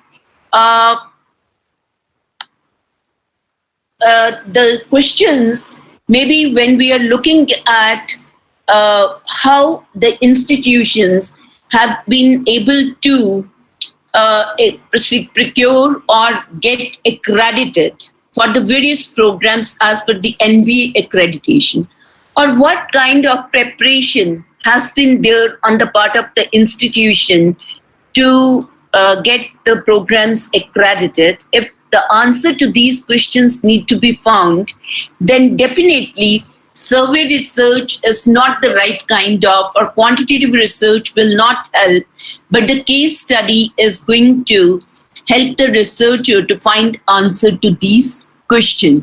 And when we say case study, it is primarily different from the other types of research because it involves in-depth investigation into a phenomenon. Now, when I say in-depth investigation, that means a person is likely to think more upon how and why questions rather than what. This is primarily the difference, and whatever phenomena is to be understood, that has to be understood in its original context. So you cannot actually determine the boundaries of a phenomenon, and you cannot separate it, the phenomena, from the context. So the unit as such, or the institution as such, or the organization as such needs to be studied as a unit, and then conclusions can be drawn on the basis of that study. And case study, as I said, helps you to answer questions how and why. And this is where the different definition you can see, and it all depends upon multiple sources of evidence. So as in survey, the quantitative research, a researcher makes use of questionnaire as a primary tool for collecting the data or the information. In case of case study, multiple sources of evidence are used, and the tools which are primarily used include your interviews and observation schedules, as well as the document analysis. So that is the difference where when we go to in-depth investigation of a particular phenomena or a process. And the process of conducting a case study comprises of number of steps as any other. So the very first step, I'll be taking up an example of a case study of an institution which we took. We had been involved in a number of case studies, but I simply picked up one of it and will share. So first, as is, because you have already identified an organization or an institution or a typical set of people. Say, for example, you would like to have a case study of gifted students who are pursuing Masters in Business Administration in a particular university. Or maybe you are interested in case study of persons with disabilities who have taken admission in the technical institutions in the country. Or maybe you are interested in taking up a case of Reliance and then study in detail the strategic planning which they undertake, how they undertake, and how they arrive at the results on the implementation. If you really want to find out answer to this, or maybe you are interested in how the industry is fulfilling the CSR, corporate social responsibility. If you are interested in that, even then you may have to go for in-depth investigation. So when we talk in terms of this, the very first thing is you have identified the question to which you would like to find an answer to. And that broad question may be then subdivided into number of questions which will support you in reaching the conclusion or drawing the conclusion from the research. The second step is the stating the propositions.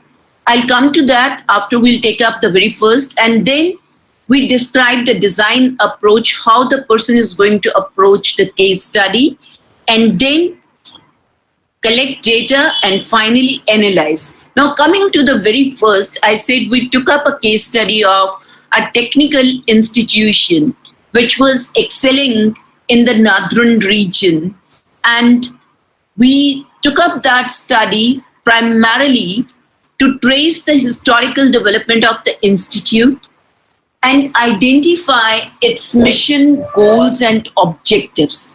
Now, the purpose was to how these missions, goals, objectives have changed over a period of time, and the kind of programs which are offered by the institution, and how far they were relevant and how far they are relevant to the employment sector. And next question was identify the characteristics of student input, because the output from that institution was acceptable to the world of work, and one student used to get 2 to 3 placements during the period of study only. So we wanted to know, is there that the input is different from others, and what are some of the major characteristics of that student input? And then what kind of resources are utilized by the institution for implementing the instructional and curriculum processes? So it was to identify the resources, and it encompassed human, physical, information, and financial resources. And another question was how the nature of curriculum and instructional processes transform the input into output. So what were the competences which were developed among the output, that is the students who graduate from that particular institution, and what kind of management policies, structures, processes were adopted by the institution to manage the institution. And these were the research question. In addition to, you can see the linkages which the institution has established with the industry and other organization in the proximate or the remote area. Then the outcomes of the institute and the factors that could contribute to improving quality at particular technical institute. Then, while we had these questions in mind, before we could decide about the tools which were to be used, the questions which were to be posed, we thought of stating the propositions. Why propositions are essential? Because when we talk in terms of propositions, if you have stated the propositions, then you can always build linkages and relationship between the data which you are collecting, the different pieces. Say, for example, the very first proposition which was stated was students selected through entrance test, which screens them on the basis of their aptitude for professional program, could influence learning environment and output of the program. So while we were asking questions regarding the student input and the procedure used to select the students for the programs, we had in mind that the entry behavior of a learner could affect these two things, learning environment and the output from the program. So these propositions helped us to link the pieces of information in one area to the pieces of information from another area. because learning environment, output of the program, and then the entrance procedure or entrance test, which was taken by the institute to select students, all these are interrelated aspects in that institution. Then another, we had in mind that if the course offerings of great worth and relevance to the requirements of world of work are considered factors that contribute to building excellence in a professional institute. We have already identified that institute performing better than the other institution. So we were trying to link this, that if the courses which are offered, they are relevant to the requirements of the world of work, then certainly that particular institution can excel. So that kind of linkage was already in mind. And whenever we probed, because these propositions help you in posing probing questions, relating one aspect to the another aspect. Then instructional processes that combine strategies for sound theoretical knowledge, relevant experiential learning in helping building excellence in the institute. So you can see that I'm just giving these and this one, that all what has been studied, ultimately it is linked to the environment, learning environment, and the kind of output that is coming out from the system. So the propositions, they are not final.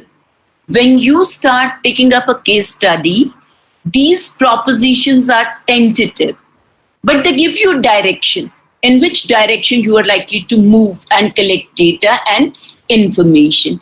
And here, these propositions will be modified, changed over a period of time. As you start collecting the data, maybe your proposition is proved to be incorrect, it doesn't find any relevance, then you are likely to leave that proposition or modify that proposition in such a manner based upon the actual or based upon the information and data which you are able to collect. The next step in case study is to design the approach for case study.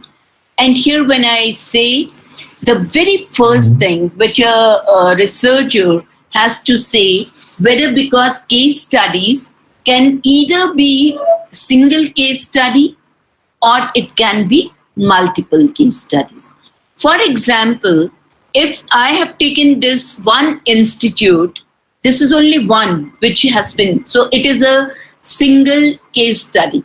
But say, for example, I'm interested in going into details of how the first generation entrepreneurs plan and execute their projects. And I would like to go and meet a group of 10 entrepreneurs who are the first generation entrepreneurs. Now, in this case, the unit of study is not one, but unit of study are 10. So if you have a group of institutions which share the common attributes, common characteristics, then you can go in for having multiple case studies and then come to the conclusion. But if you have only one, then single unit study. So preferably when we say, if you really want to generalize the findings of your study on the population, that means the first generation entrepreneurs, then it is always desirable that one would go in for multiple case studies rather than going in for single case studies. Multiple case study is nothing but accumulation of the single case studies and then drawing the common conclusions based upon those 10 single case studies. So the very first thing is, one has to think of whether unit of study is going to be one or many or multiple case, and then one should look into the unit which you are going to select, whether this unit fulfills the requirement of providing you an answer to the research question which you have in mind. So that is a second consideration. So if that unit can provide you answer to that question, then certainly that unit becomes a part of the study. And you will not leave any member of the unit outside the study, and you will take the information or take interviews, take opinions, take reactions from the people who constitute that unit. The second is identify the available sources of data.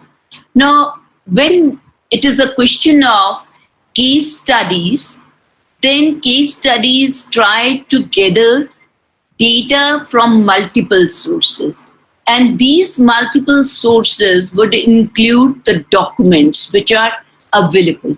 Now, say, for example, we were talking in terms of the institute. So in case of institute, all their annual reports which were available since the time of inception, that was one. Then the brochures, admission brochures which they have published from time to time was another document which was available. Then they had all the service records of their human resources which have been occupying positions in the organization from time to time. That service record of people who were there in the institute, that was another. Then their board of governors meetings which were held, the agenda and the minutes, the memorandum of understanding which the institution has signed with. So documentation, all kinds of documentation related to the policies and the processes and the records which were maintained by, which became a part of archival record, because we went at the time of the inception of the. So documentation also included the student data also which was maintained, and the placement data which was available in the institution. At the same time, we have also gone into the records which were available from the processes which were in place in the institution. For example, the classroom. So the teachers who initially joined, it was a combination of the faculty from abroad and faculty from the India. And this combination, they had actually gone in for preparing lesson plans and then executing these lesson plans in the classroom or the laboratory or the workshop. So some pieces of those lesson plans which were used by the teachers in the early time, they were formed archival records of that. And then there were also pieces of the products which have been designed by the students. So whatever work has been carried out in the laboratories and the workshop, and if there was a tangible product that was available, that was taken up. Then there were forms which were available, which were used in the way of evaluating students' performance. And those were taken up. Then they have also evolved forms for the industry for evaluating the performance. Even those were taken up. So documentation and archival records, a huge database needs to be taken into account while one takes into the case study of an organization or an institution. So even for the industry, if you are thinking, then all that data which is available in the form of documentation, even in the industry, you'll come about their strategic plan, their annual reports which they publish from time to time, whatever brochures they bring out promoting their products and services, that can be their board of governors and their agenda and meetings, agenda and minutes of the meeting, they can be there. All the communication which goes goes in the organization. So whatever formal letters, memos, what are issued, they can all form basis of your case study depending upon which particular aspect you are interested in studying. then interviews are the main source of information as far as case studies are concerned. And interviews, we all know that interview is nothing but a face-to-face interaction between the interviewer and the interviewee. And when we say interviews, one can think of that interviews can be structured interviews where you have all the questions as you include in the questionnaire, the same way those questions are there, and you would like to just post the question and just record the response of the interviewee.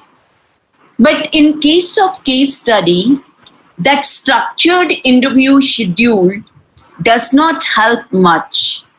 What comes into play in case of case study is either semi-structured interview schedules or you are taking field notes. Now, when I say semi-structured interview schedule, so semi-structured interview schedule is one where you have a broad question posed to the interviewee, and then probing questions are framed and posed on the basis of the response which you get from the interviewee. For example, if I am giving a reference of the institute, so I was trying to interview the teachers. So my very first question to the teacher was, because I was looking at how the person plans, organize, deliver, and evaluate instruction. And when I was in the process of collecting the data, normally the teacher was either in the class or was planning to go to the class. So I had two different types of the person who is going to engage the class and the person who has already engaged the class. So my strategy was, when a person who was going to engage the class, I used to start from the planning. How did he plan for the topic he is going to engage in the class? And those who have already engaged, so I started from how he delivered that particular topic in the class and take a note of it. Because the immediate activity which a person has completed, it's very easy for a person to recall that information and provide that information. So you can have semi-structure. So it uses, like, you start from a broad question and then the funnel type of sequencing, and you go to very specific question related to that. So the first very question was, how did you plan your lesson for which you are going to engage this session?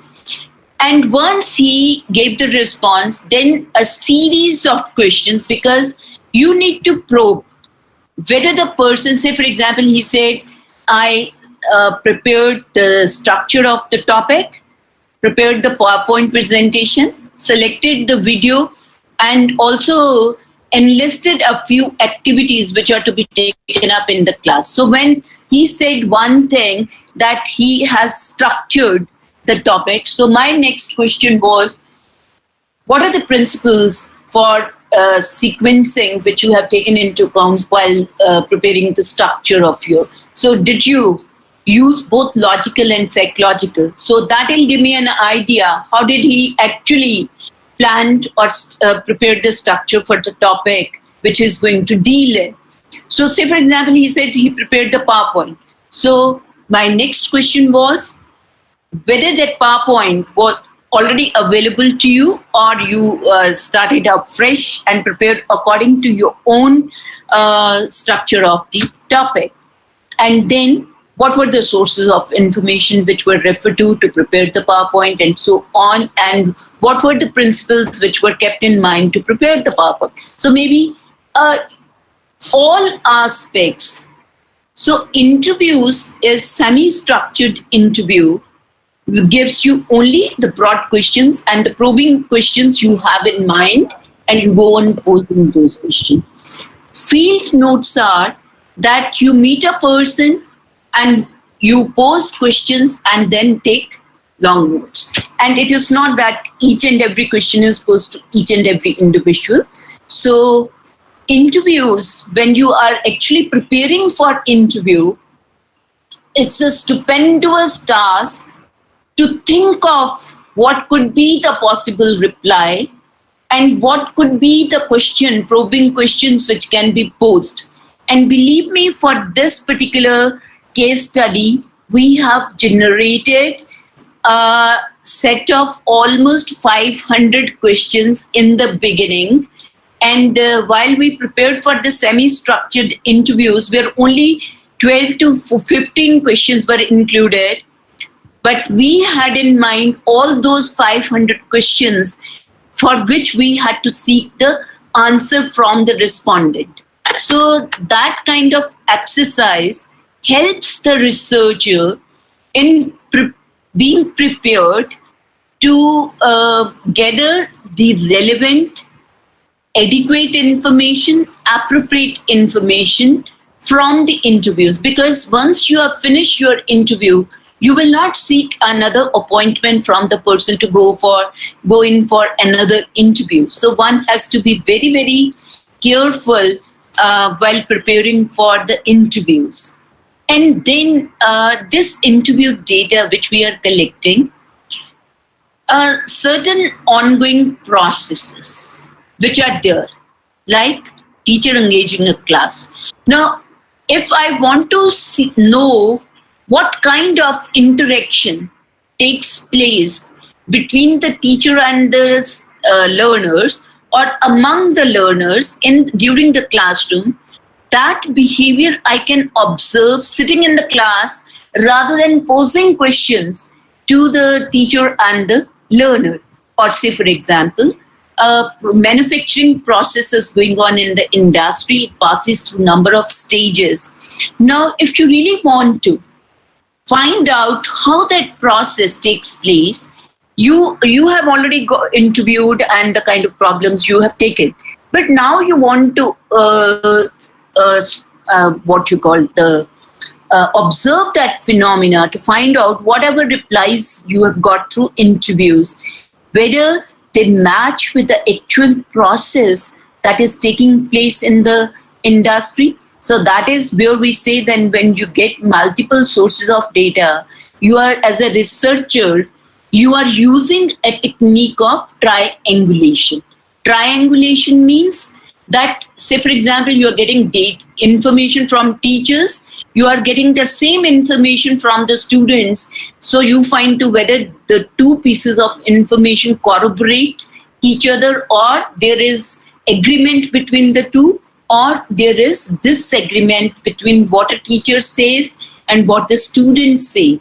So, or whatever the records say, whether the teacher also is saying the same thing or the people say the same thing, and then you are trying to go to make observation again to validate the data and the information which you have gathered from other sources. So observations, again, when we talk in terms of observations, there can be two types of observations. One is the participant observation, another is the non-participant observation.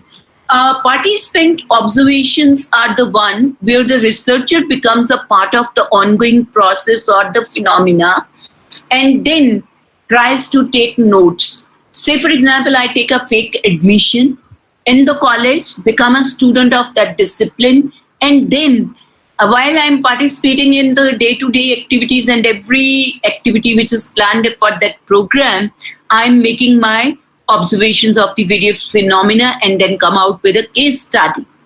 But this doesn't happen very frequently.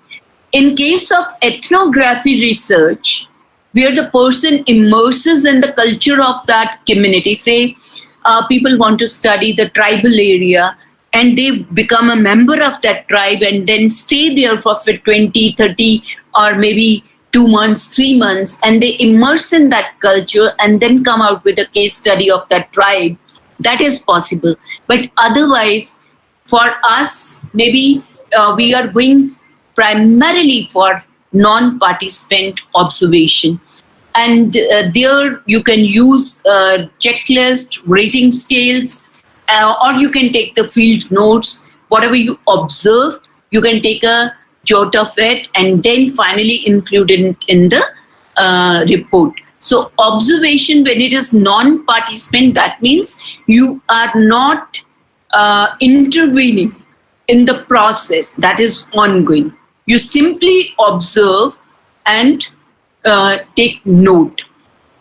And then come the physical artifacts. Physical artifacts are the remains which are available. So you can think of the machinery, the tools, the furniture which is available in terms of like a person going for case study of maybe a monument would look for the architecture which are in the pieces of that architecture which are available, the ruins which are available.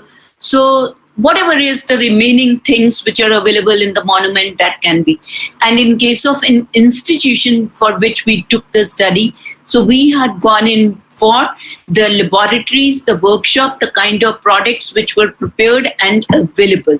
So whatever machinery, tools that was used during early time and what were the remaining of that available in the institution, that constituted our physical artifacts.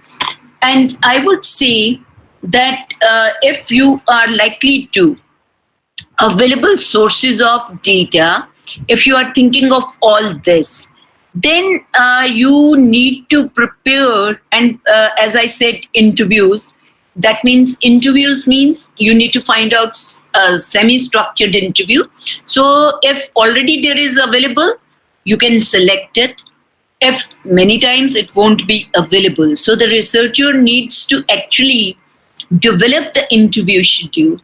And one must be very clear that when you develop the interview, you keep the research questions as the basis. Because whatever is the broad question, that broad question is divided into the criterion questions. And from the criterion questions, you arrive at a specific question to be asked for that. So,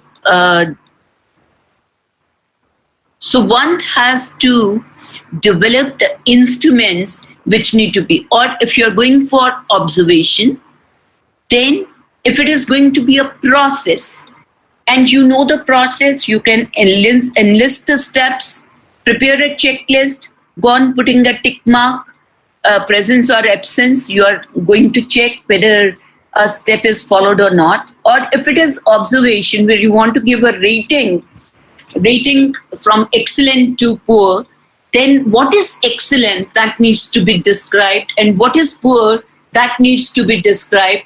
And all the scale values like excellent, very good, good, satisfactory, and poor, if you have used a 5-point scale, that needs to be described when you are going to label it excellent, when you are going to label it very good, or if you are going to take notes, then it doesn't make a difference because you are taking long notes and then you will be interpreting those notes. Then the design, describe the design approach, include the next step as decide data collection procedure. So because if it is a case study, it is going to take, I was, for 1 month, we were there in the institute and we were doing all kind of interviews from morning till evening, then meeting industry people, meeting the old students, meeting the management and so on. So one has to schedule the various activities. At what time the interviews, at what time the documents will be available, and when you will be able to analyze those and get the related information, when would you be observing the phenomena or the processes which are taking place. So you need to be very specific about the timing, the dates on which the various activities for the collection of data will be carried out, and who will be your respondents. Whether you would like to meet only the managerial level in the industry, or you are going to workers on the shop floor, or whether you are going to only visit the quality control unit or of that particular industry, or maybe you are only going for the manufacturing unit and you want to observe the manufacturing process and interview people who are involved in the manufacturing of a particular product and so on. So who you want to, what kind of information you would like to get, how much time it is going to, at least when you are going to interview, on an average, how much time you would like to spend with one individual. Half an hour, 1 hour, 1.5 hours, 2 hours, how much time? And accordingly, you need to give a structure plan for your data collection procedure. And before you go in for data collection procedure, because in case studies, when a lot of interviews are to be done and observations are to be made, they document analysis is to be done, carried out. Maybe as an employee of an organization, you are not single.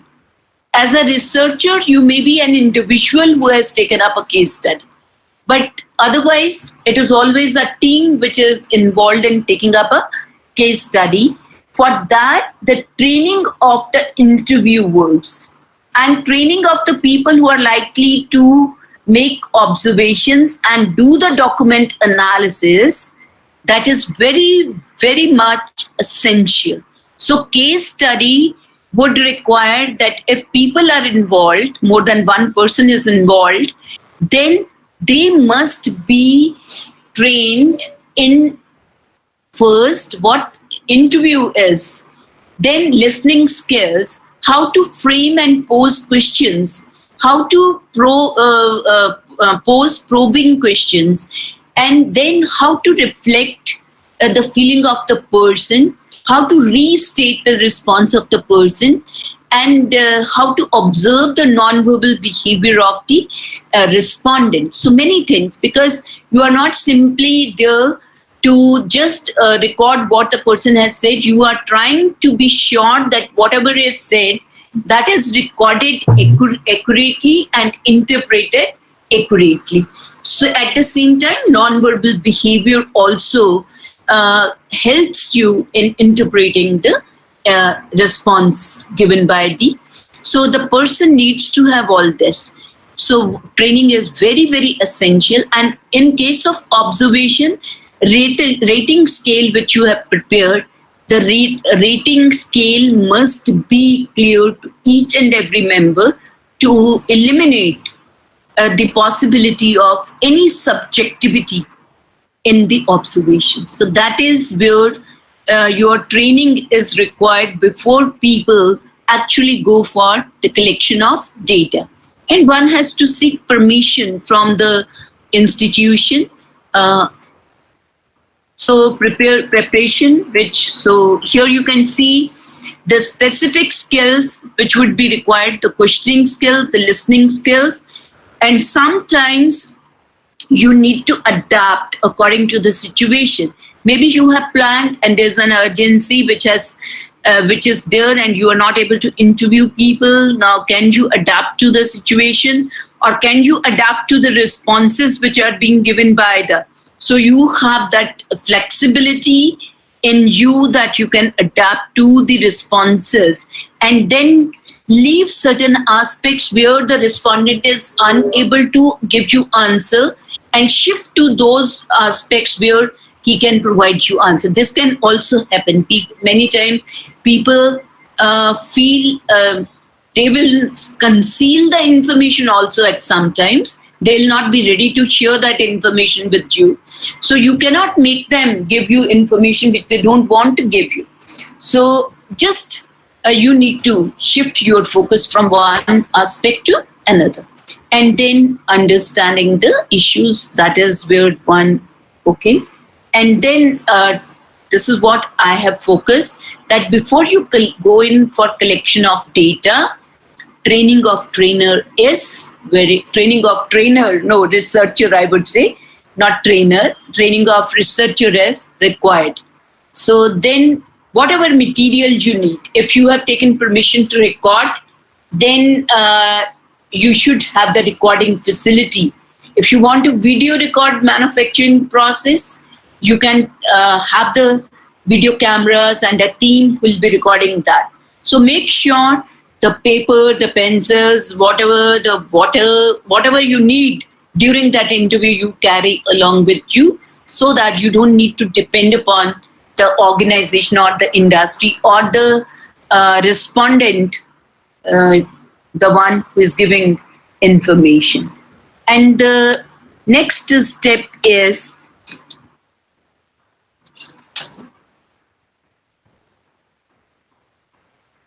this I have already discussed.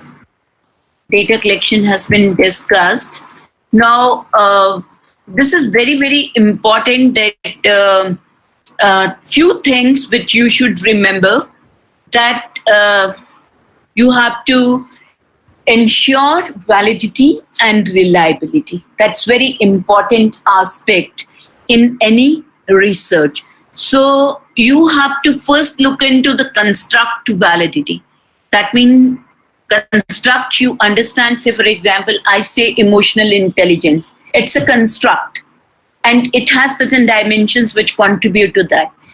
Likewise, whenever we talk in terms of, say, curriculum and instructional processes, then what is it, that data which will support that kind of construct?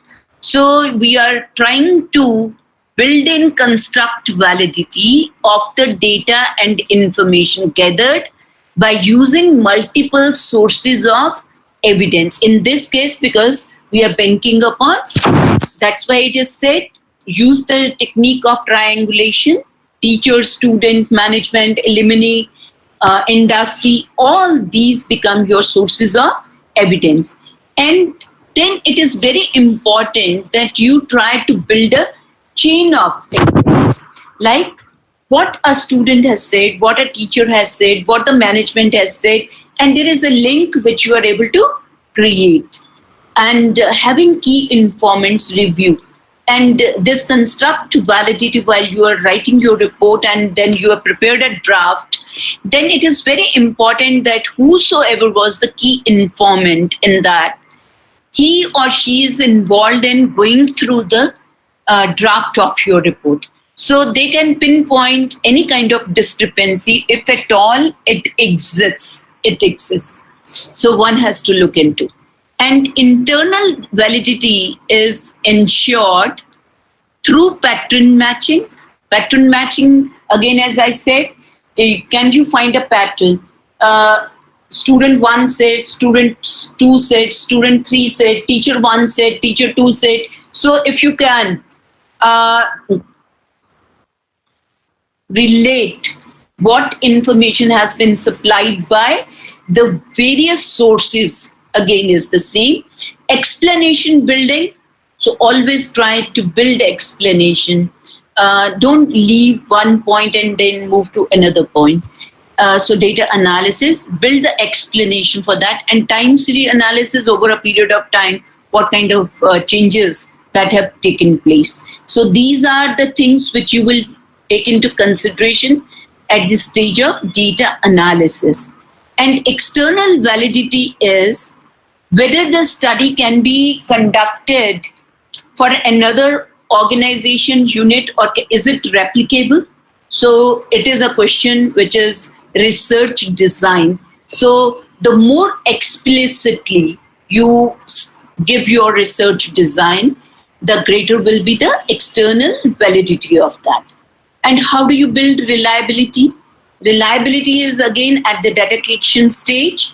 When you use case study protocol, that means you are following the approach which is required and you develop a case study database. Now, say for example, when you are taking an interview, so if you are taking on a semi-structured interview schedule, so all those interviews which you have conducted, all that record you are maintaining, that becomes your database.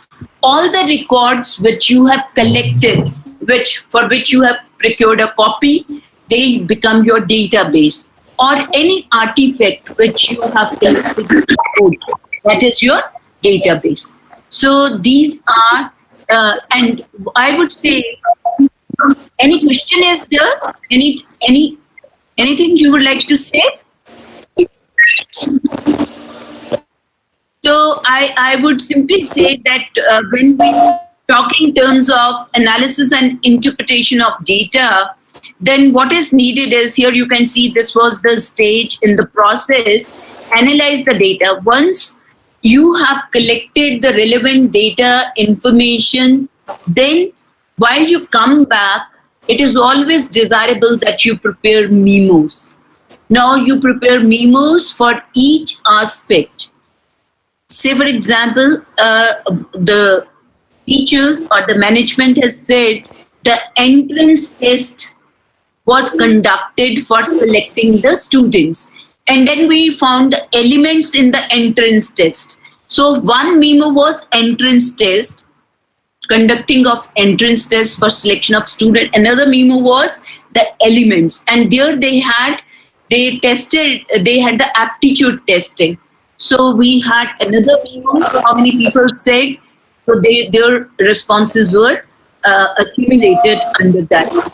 And it helped us in linking information from one source to another.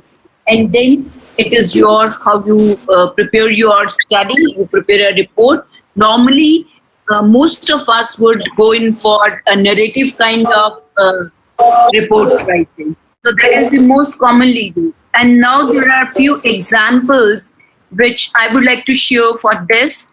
Now here you can see that case study method is not restricted only to social sciences or sociology or anthropology. Even engineers, they can have case studies. And here you can see a comprehensive case study on solid waste vehicle routing and tracking. A case study on Calcutta. That was one example. Case studies of initiatives taken by alchemists for reducing water pollution. A wireless railway catenary structural monitoring system full-scale case study. Evaluation methods for improving surface geometry of concrete floors. Now you can see that it is applicable not only if we say education or this, equally applicable in other disciplines.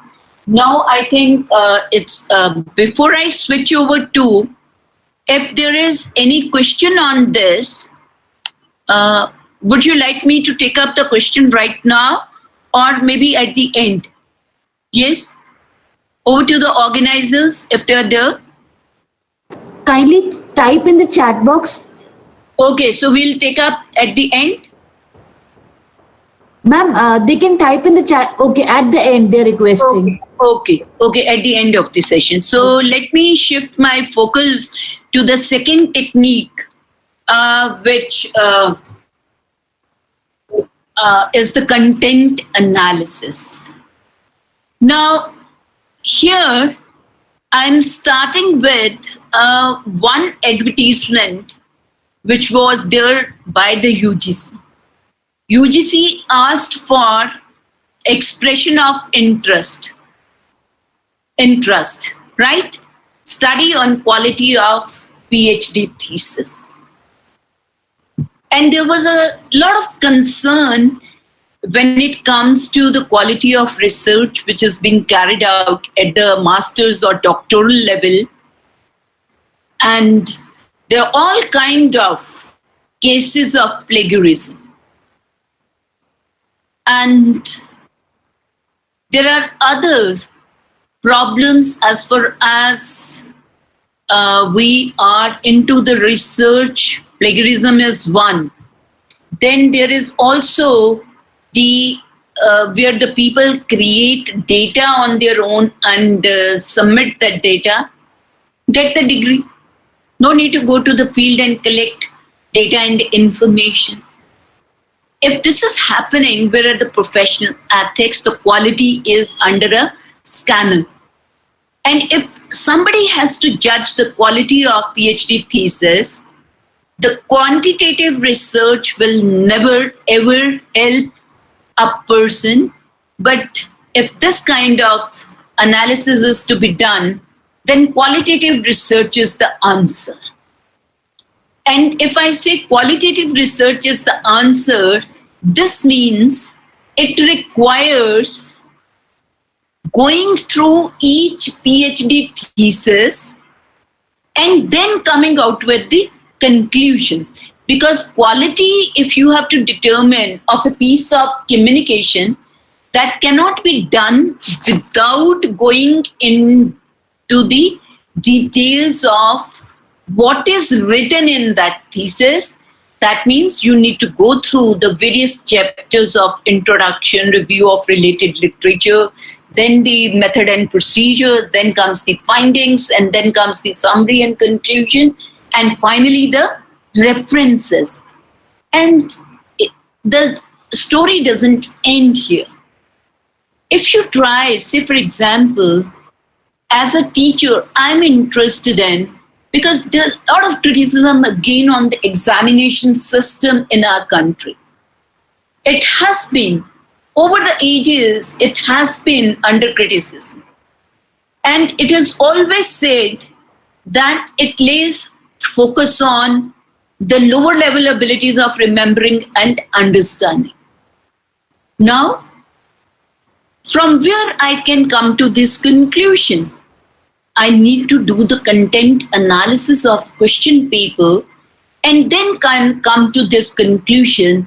Then this is the weightage given to the lower level ability. This is the weightage given to higher level ability. These kind of mistakes are made by the teachers while framing the questions. These are the mistakes made by the teachers while giving marks to the various questions. So that means I need to go through each and every question that constitute the part of that question paper. Or if I just talk in terms of quality of PowerPoints used by the teacher in the classroom situation, again, this would require anyone to analyze the content that is covered in that against certain criteria. So in other words, many of the questions which we have with respect to the quality of a written or maybe the spoken. It can be a piece of communication which is spoken, the language which has been used, and somebody is orally giving me that instruction, or somebody has given in written form. So that content needs to be analyzed. And content analysis is a technique which is used to convert the qualitative information into quantitative information and come to certain conclusions. And this may be with respect to, say for example, somebody has spoken. So I want to know how many times this person has used the word, "you are a fool." Maybe this is a sentence which he has used. How many times this sentence has, that means I need to keep track of the whole content and analyze that content with respect to that. Or say, for example, a piece of communication, I want to know how many times the word research appears in the piece of communication. So research, when I have to, again, I have to do the content analysis of that piece of communication. Or if I want to know that how many times the person while writing has used this any theme, separate theme, maybe you can think of business strategy, strategic plan. So if I'm saying business strategy, how many times this theme has occurred in the research articles which have been published during the last 10 years? If I want to know that, then I need to go in for content analysis. So from here, that means any piece of communication that needs to be analyzed objectively, and one is able to convert that qualitative information into some quantitative information which may be supported by some description. So it many times content analysis, it said You can purely use quantitative analysis and come to conclusion, or you can have quantitative and qualitative, a combination of two, when you are taking up content analysis. Now here, the content analysis, the steps are: state purpose of study, write research question, sample the content. I'll give you one example now. Then develop classification system for analysis, ensure high degree of iterative reliability, and analyze data and interpret the finding. Now let me, because in the I think it was beginning of 2000 or maybe late 99 or so, that I had attended a conference, and then I presented one paper on the this content analysis of the master's level thesis that I'm going to share with you. How did I approach that? Because as a faculty from education, I was assigned this duty of taking viva of the students who were in Emic in the university, Punjab University, different colleges. So I was taking up that assignment. I thought that I have to go through the thesis written by the students. Then why not to carry out this kind of analysis? This was a very preliminary kind of study which I took, not very detailed one, and but I had to exercise a lot in that.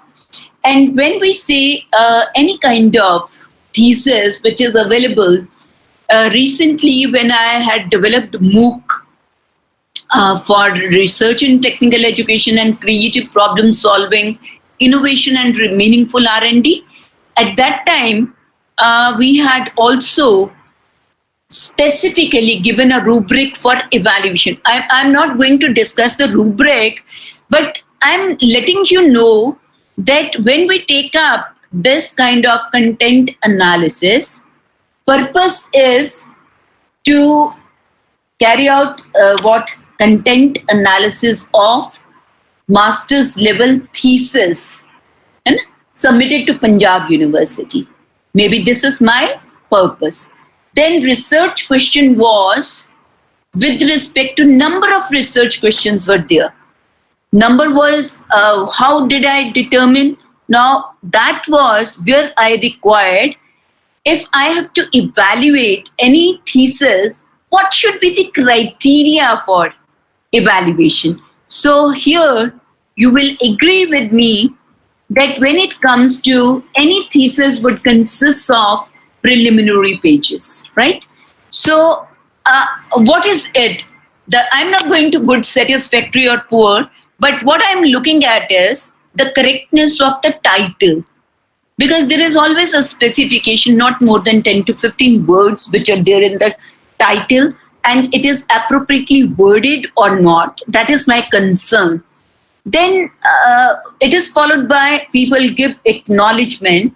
So you cannot have pages of acknowledgement. There's only one small page, maybe one paragraph or one page acknowledgement that appears. Then the contents are enlisted. So the accuracy of content is important. Then tables and illustrations. The list of tables is there, list of illustrations is there. So these things need to be concise, correct. And if people are now adding abstract, that has to be coherent. There should be some logical relationship between what is written in the abstract.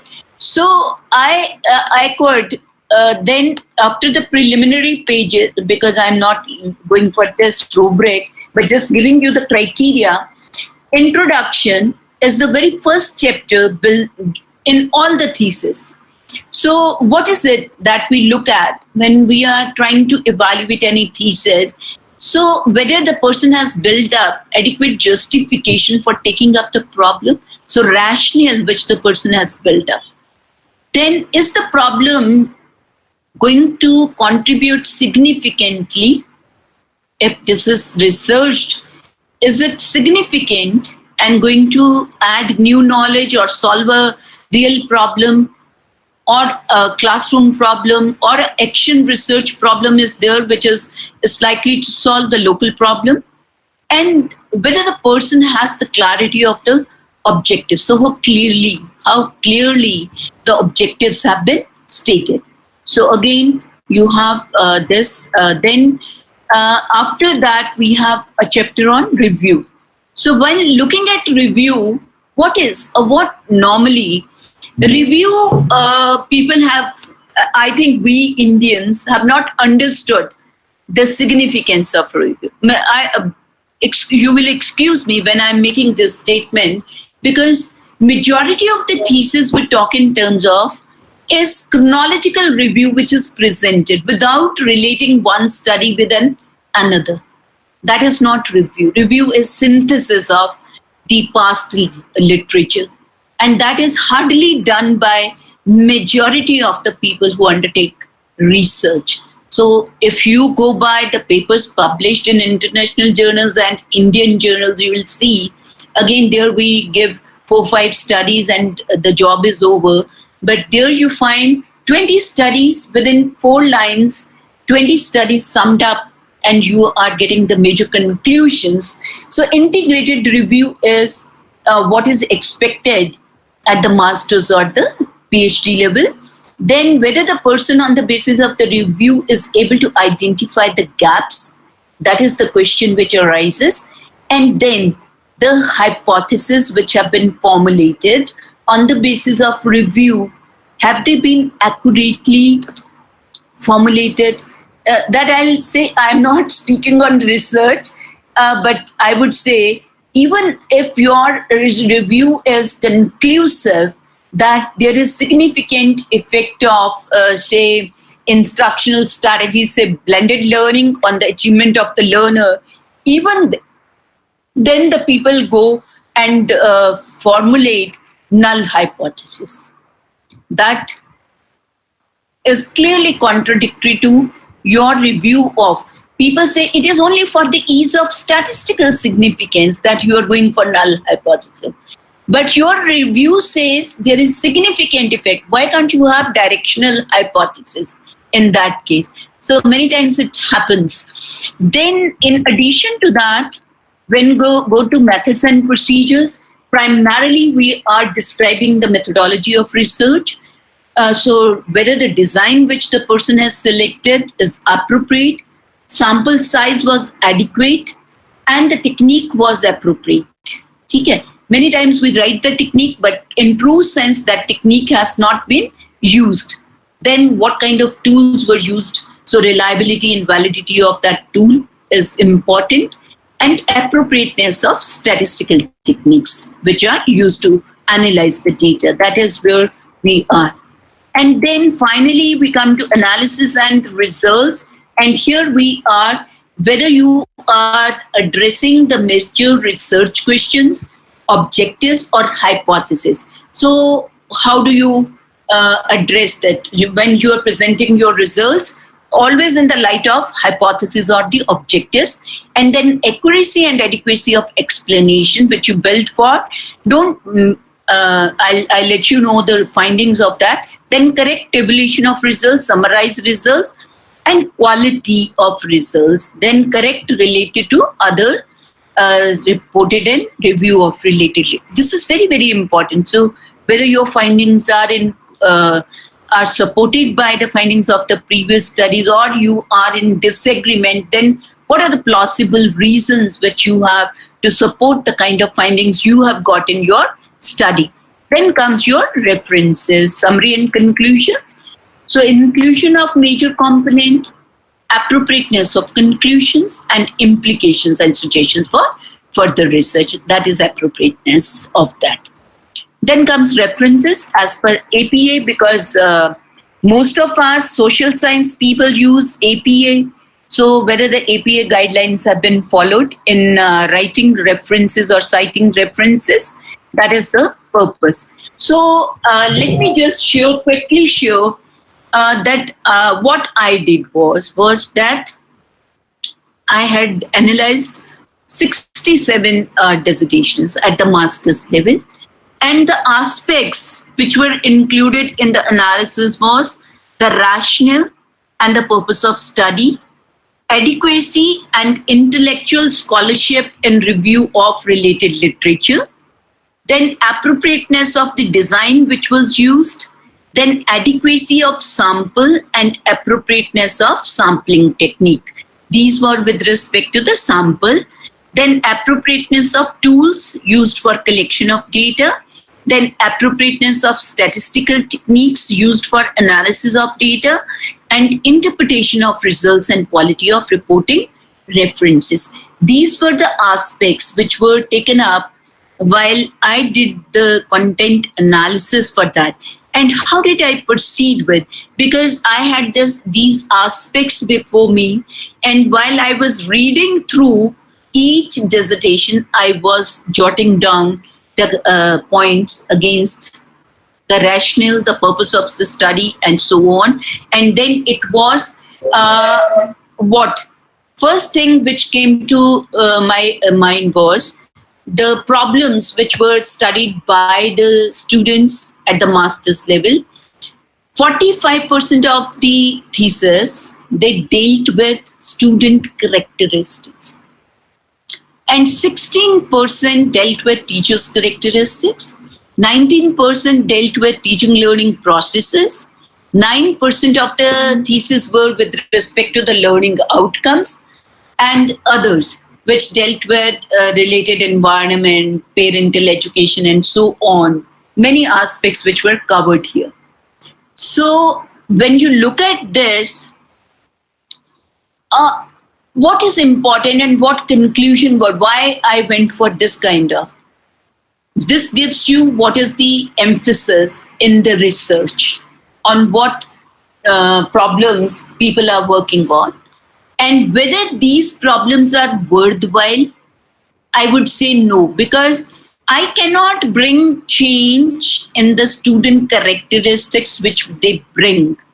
But I can develop certain abilities, I can hone their skills, and I can hone by bringing a change in the teaching learning processes. So what is more important is the teaching learning process rather than student characteristics or teacher characteristics. I cannot change the teachers' characteristics, but yes, I can develop new skills and I can give them professional development programs to acquire new knowledge.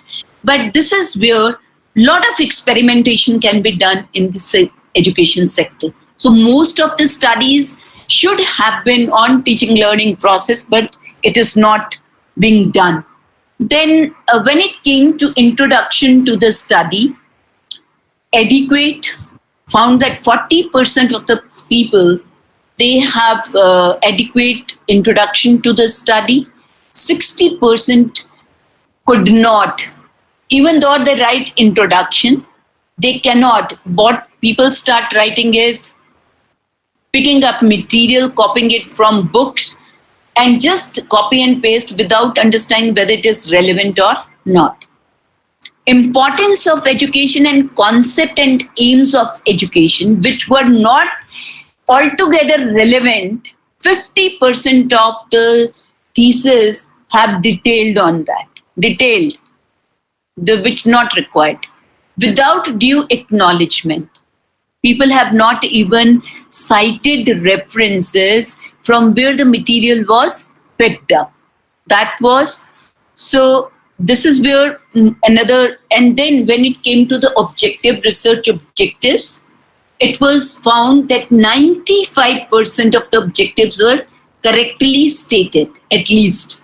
So 5% were not correctly stated. And researchers not clear of the objective as to whether they were interested. Now this was true because they were viva voce was again taken of the learners, and the statement which were given in the thesis, they had no idea whether they were actually aiming at studying the relationship or they were aiming to study the cause and effect relationship. So in case of experimental study, it was primarily cause and effect relationship, and in case of relationship study, it's a establishing a relation, or if you're taking ex post facto, you are establishing tentative cause and effect relationship. So that was not clear to the people who have actually written thesis. And then hypothesis. 97% had gone in for null hypothesis. Only 3% of the learners, they formulated the directional hypothesis. 90% of the hypothesis, null hypothesis or directional, they were stated correctly. This is what the point which I was making. Even though the review of related literature was conclusive, the directional hypotheses were not formulated. And then adequacy of review of related literature, only 50%. You will see that people, hardly 20, 25 studies they pick up, and one study, it comes from 1960, another goes to 70, another goes to 80, 85. There is no continuity. So what was found was only 50% of the dissertations, they were having adequate review of related literature. All of them. Now here you can see 100%. It was chronological. People never bothered whether the study was from the school context or the college context or the university context. They even didn't classify those studies. Yes, if they classified under the variables, even within the variables, it was presented chronologically. Then they had only 1/4 of the dissertations had conclusions drawn on the basis of the review of related literature. That was something very surprising, that unless and until you give the conclusion, you cannot come out with the hypothesis. So that part was missing. In the beginning of this chapter, 50% of the students, they simply talked about what is review of related literature and what is the significance, which was not at all required. Which was not, because once you are writing thesis, you don't need to give the significance of review of related literature. Then failed to classify studies on the basis of the variables that was experienced. So this is where the flaw was. Then it was also seen methods and procedures. 100% of the studies which have been taken, they were all quantitative study. None of the studies was qualitative. Then 91% of these studies were descriptive research studies, and 9% were the experimental research designs which were used. But in case of treatment, it is said that if you really want to generalize the findings in experimental study, the treatment period should be of minimum 1 month, 30 days. In majority of 81%, it was only restricted to 15 days, which is a very short period to determine the effect of some treatment on dependent variable. Then sample, it was very surprising. The range was 50 to 250, but all of them had either taken school students from 8th class, 9th class, 10th class, 11th class, 12th class. So when you look to the population, it is in lakh. So 50 to 250, if you take a sample, then how do you say that a sample is adequate? Very, very surprising. So 90% of the studies have been done only on inadequate sample. And if you're taking inadequate sample, it's not worth, you cannot generalize the findings. So why study this and undertake such study where you cannot generalize? Then random samples. Sabne likha random sample. When I asked them what is random sample and why you have used this particular technique, and the actual procedure had been, they went to school and whosoever was available, that person provided the data, and that becomes a random sample. Whosoever is available. Now, is it a convenient sample? or is it a random sample? ये नहीं पता. तो लिखने में everybody is writing random sample. Then standardized test, 82% have used, so you cannot question. They are all Indian standardized test. And then 18% developed their own test. So, but the achievement test which they had used in case of the thesis, the dissertations, I found that there were mistakes in the framing of questions, in arranging the what you call alternatives for the stem or the statement or the question. So there were problems as far as the achievement tests which were prepared. Then when it came to analysis and interpretation, the technique which was used. Now, I would say computers, they have facilitated the task of researcher. Many softwares are available. SPSS we all use for analysis of data. I as a researcher may not know how to use SPSS. If I know, it is an advantage, but if I don't know, it's not a disqualification for me. But I must know if I am applying analysis of variance, why I am using analysis of variance, and what are the assumptions which analysis of variance should fulfill, the data should fulfill if analysis of variance is to be applied. If I'm going in for partial correlation, why? If I'm going for structural equation modeling, what is the interpretation of that and what does it show? That is where I should focus rather than SPS. So people had no idea why t-test is used, why ANOVA is used, why correlation is used, why multiple regression equations are used. They were not clear.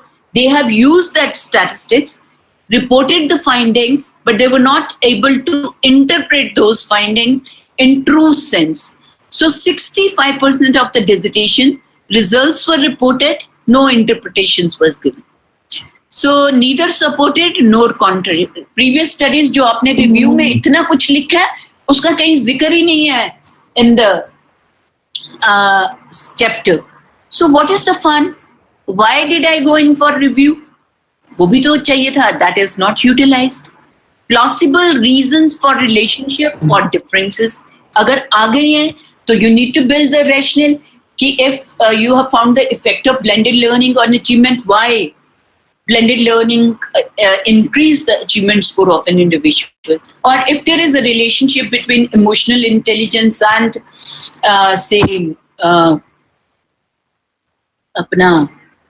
job satisfaction or job stress, then why do you say the person who's high on emotional intelligence will have low job stress?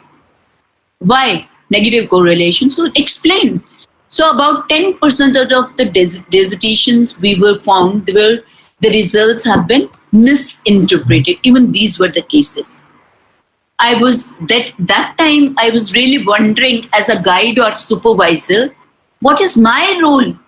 My role is to facilitate the process of that. And if I have not checked, I have put my signature, I am equally responsible for this kind of misinterpretation of the data. So the analysis, just the interpretive, analytical, reasoning skills of researchers need to be improved, because that was, so references, 80% we found were cited correctly, 90% inadequate references, very few, 20, 15, 20, the master's level, that doesn't make sense. Reference was not available in the text. Internet references, 5% of the people have used internet references. So these were the major.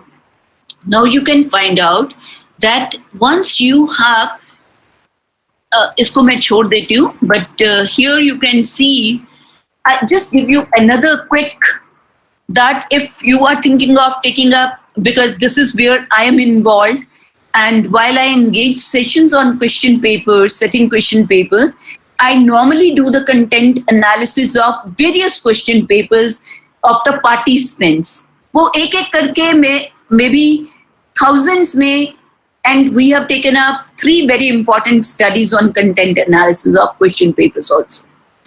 And there, primarily the criteria which we use is the adequacy of coverage of content. Then weightages assigned to various ability levels as per Bloom's taxonomy, because this is what is being used. So you are using revised Bloom's taxonomy of remembering, understanding, analyzing, applying, evaluating, and creating. And now I have added this criteria mapping with POs, because your course outcomes, they are likely to be with POs, course outcomes and POs. So you need to nature of questions, then accuracy in framing of questions, the number of numericals with missing data, number of questions with grammatical mistakes, repetition of questions within the question paper and over the years, both have been found. Then appropriateness of marks, appropriateness of instructions, and adequacy of instruction. Now, in addition to that, 2 more things which the time which is provided, whether that was adequate or not. So these have been this has been the criteria for going in for content analysis. One paper today I came. I was looking for internet and looking for. Then I found there was a content analysis of the content analysis literature in organization studies, research themes, data sources, and methodological refinements. I'll mail this article to the organizing team, Madam Dr. Preeti, and probably she'll be able to circulate this paper to all of you, which is in the area of management. And it has done the content analysis of the research which has been done in the area of management, specifically related to content analysis. So this you can see what have been the contribution of content analysis to management research. These were the research questions. What can be learned from the way the methodology has been implemented in organization studies? How has this literature evolved through time? And here they have evolved a coding scheme. While they were doing the content analysis, they have done the coding. So annual reports, AR, mission state, MS. So you can see how many things they have. The sources of information were the journal articles which they have taken. And here you can see the content analysis technique which has been used by the papers. Frequency count किया या advanced features में गए हैं या qualitative approach use किया उन्होंने. If it has been longitudinal design, say content analysis of question paper for the past 5 years, so 5 साल का data. अगर आपने since the time of inception you have taken the study, it is again longitudinal design which you have used. So they have given 1-0. Research design, whether inductive design was used or deductive design. So you started from the generalized rule and went to the example order. You had the examples and led to deduction of rule. So inductive and deductive or both. Then type of interpretation has been qualitative 0, quantitative 1, both 2. Multi-method approach थी, single था, triangulation था, or elaboration and integration. So they have given different marks for that. Reliability checks. Now this coding scheme helped because number of people are involved in it. And it is very easy when you're using coding system as we use in the like content analysis of question paper. So for remembering R कर रहे हो, U कर रहे हो, A कर रहे हो, AN कर रहे हो, E कर रहे हो, C कर रहे हो, so you evolve that coding scheme. And I think I'll stop here now because this was the last slide with me. This paper, which actually give you an idea how content analysis has been carried out at a large scale, and then what major conclusions can have been drawn in the area of management. But this can be done with number of things wherever you are dealing with a piece of communication, and it involves language, so you can, or it involves symbols, so content analysis techniques can be used. So both content analysis and case studies, though you still find for in social sciences, but there will be few where content analysis research has been taken. So it leaves ample opportunity for the researcher to take up content analysis studies. Now let me come back. Thank you very much. So let's quickly have few questions if you have. Is it possible to do content analysis on? Yes, books पे आप कर सकते हैं. Like there are, say for example, if I have to prescribe a book as a textbook for my student, unless and until I do the content analysis of 4 to 5 books, I cannot actually refer. So it requires content analysis. Even when you talk in terms of, say for example, the novels which have been written by, so to what extent the author biases and prejudices reflect in the novel, if you want to find out, then also you need to take up the content analysis. So content analysis can be used. And then any software available for content analysis, that's not my area. I don't have that information, but I know that Professor Tajinder Singh, he has already dealt with the software, so he might have focused on. Preeti can answer this question better than me. So I have no idea of the software, but yes, computer, now you have all, you can even program your own program. You can have your own program and run that, do the content analysis, because that facility is available. Hanji, please help us as a beginner to write a case study. Oh, ma'am, no. There are two things. I would say help us to write a case study. I would say management institutions are already into it. Case writing workshops are carried out. So it won't be a problem for you. Just attend one program, organize. I know Thapar is doing one. Thapar karta rehta hai from time to time. So, or Indian Business School is doing this. So attend one of the programs and you will be clear about this. Or read the case studies which have been prepared. You will get yourself familiarized with that. Any other out of the session? Is it acknowledgement or ments? Acknowledgements. Huh? Because you are acknowledging more than one person. I think it's S. Am I right? Anybody would like to say? A difference between text analysis and, no, when you say text analysis, text is also content. Content may be in the form of text, can be in the form of symbols, can be in the form of images. So you can use any. Then, ma'am, how I can write, just a minute, case study on the prevailing situation by relating it with education. Case study लिखनी तब लिखोगे अगर आप data collect करोगे. So I would say if you have some few questions that the prevailing situation, COVID-19, how it has impacted the teachers in a particular department or a particular level, then you can go in and interview teachers and see what kind of transformations and how they prepared themselves for those transformations and what are the problems they are facing in that. Just interview and then just jot down those points and prepare a case for that. You can write a case on that. Then prevailing situation. Then what are the various content analysis techniques?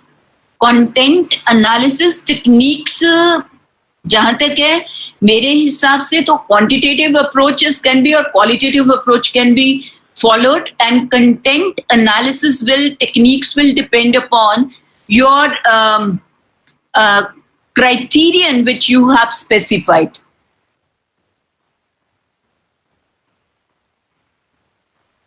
How to initiate as a beginner. Now, when you're talking of content analysis, Hina, somebody has, I don't know, can you please throw light on this when you are saying content analysis techniques? So what are you referring to? Because in my view, you can do analysis of the content and quantify it, or you can give qualitative description to it, or you can use both. And it will depend upon the criterion you have set for yourself. Would you like to add to? No, how to? Beginner, now when you are saying beginner, let me be very clear. First, you find out where you want to, what is your research question and what content you want to analyze.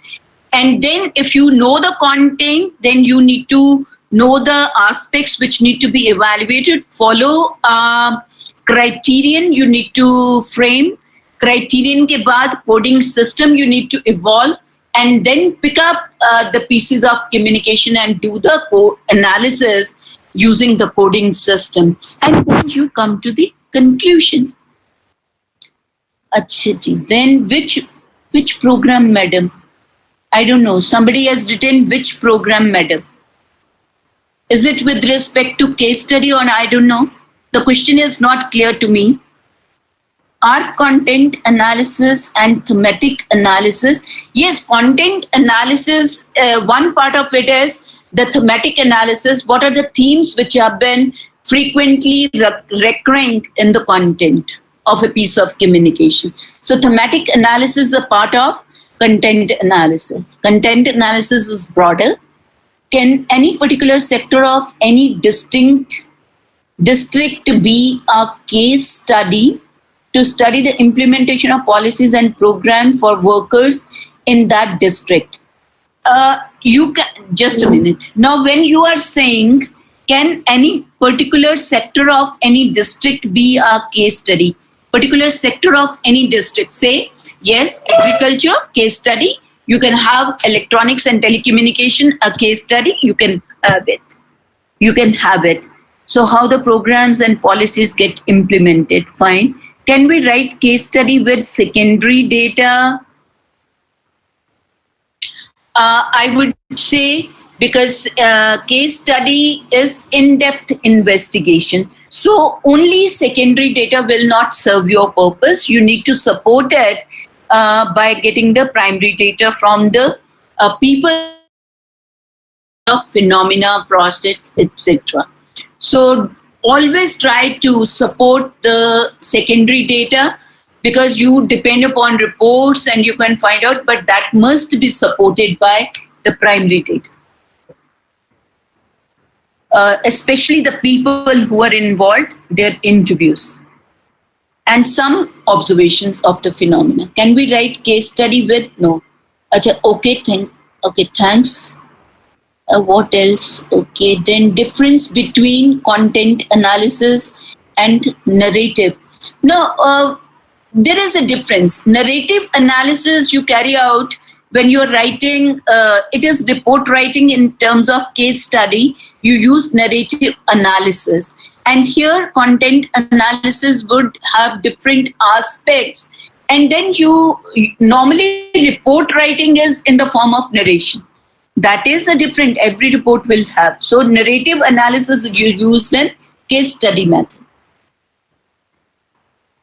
Then I want to mix both quantitative and yes, this is what actually is promoted, that when we talk in terms of content analysis, it is it's a combination of quantitative and qualitative analysis which should go hand in hand.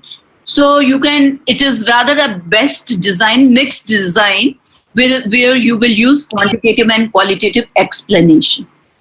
That's okay. Professor Chaudhary has written that. Then we have how to use content analysis for writing, review of literature. Oh, okay.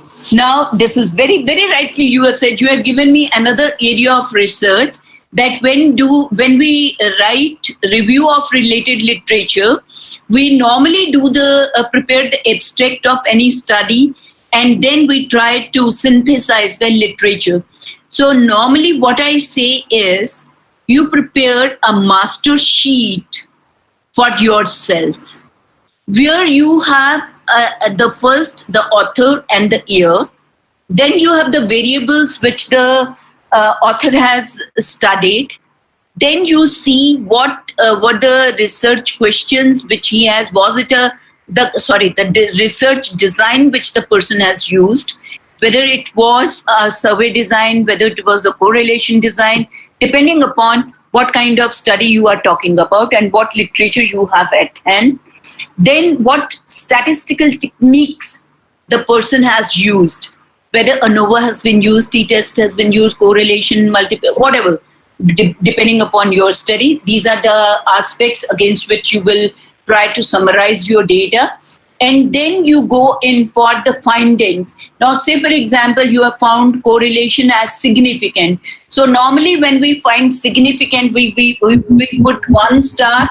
If it is significant at 0.05 level, we put 2 stars if it is 0.01 level. So you can use those symbols, coding ho jayegi. So for every study, while you're reading and preparing an abstract, you are simultaneously preparing your master sheet, where you have all this analysis summarized. And once that summary sheet is available with you, at a glance, you can say how many studies found significant correlation between the two variables for the study. How many studies? So content analysis is actually carried out by all of us as researchers. If you really synthesize the material. But if you simply prepare and put it chronologically, that doesn't serve the purpose. But otherwise, yes, how to use. So these are when you are saying normally when we prepare an abstract, we normally say you include either objective or your hypothesis, then go to what design has been used, what sample was used, what statistical techniques, and what have been the major findings.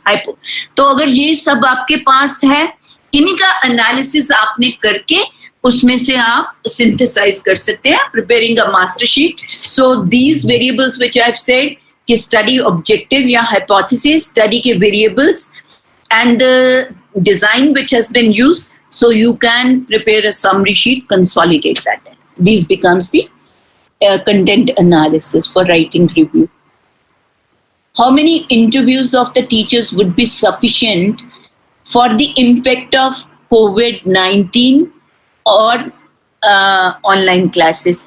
Now, this will depend on your target population. If you are taking only your department, all would be required. If you are talking in terms of the colleges in Chandigarh, so see the number. If you are going in for the case study, then those who have most frequently used these means they have done, you can fix the number of classes. If they have done more than that, you include them in your sample. So just have, it depend karega. I don't have at present how many minimum and maximum classes the teachers have engaged in their discipline. So just have the word with a few people who have been into online teaching, find out how many online classes they have actually. So where the maximum number of classes they have engaged, include them in your sample, and that will depend. You want to restrict it to the college teachers, university teachers, your department, that will determine the sample size. I cannot outrightly say that. Okay, then can we write experimental case study? 1 minute. There are two things. One is a case, another is a case study. So I would say case study as a research is something different. So if some experimental case study, आप कैसे कह सकते हो, वो तो experimental study है. It cannot be experimental case study. अगर आप किसी experiment के बारे में लिखना चाह रहे हो, that it becomes a case. That is not case study research. So I have this answer for your question. Any other that I think these are the any other question? No. How can we use in research design by which how can we use in research design by which question? I don't know. The question itself is not clear. How can we use in research design by with method? I don't know. Can you please clarify the question? Mr. Lal I don't know. Anybody who can, I'm not clear about the question itself. Are you talking in terms of terminology, design and method? Is it? Are you with us? Yes, the person, if you can clarify, switch on your mic. Not here. I don't know. Then we have no other. I'm sorry, I won't be able to answer because the question is not clear. Somebody has written experiential. Ma'am, Dr. Sapna, is it a question or anything else? Very happy by getting good response of our queries from you. Thank you. Now somebody, okay, I think the person has clarified it is a design and a method. Please go ahead. Please go ahead. I'm asking a question. In statistical research, is it necessary to use case study? Is it necessary to? Is it necessary to use case study in statistical research? Oh, it is a research design, or you can say it's one method of research. So you can use case study research or case study design. Both are correct. Both are correct. Okay. Both are correct. Okay, thank you. Talk in terms of method classification of research by methodology or based upon method. Then under descriptive research comes case study research, right? And you can say case study design. Design means a unit of study, the tools, the collection, data collection procedure, the kind of analysis you will carry out, the sources of data, that becomes describing the methodology. Design is basically the case. Design is broader. You can use both. Not any other difference between. Okay, ho gaya. I think no other question is left. If somebody's question has not been answered, maybe you now, if the time permits.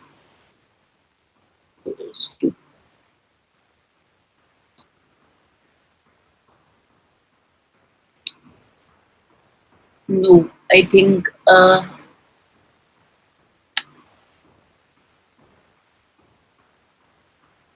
that's it.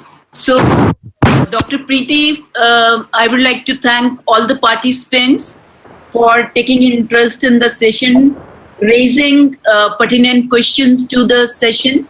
Maybe I'm not able to answer all the questions, but whatever I could answer, I think people may agree with me.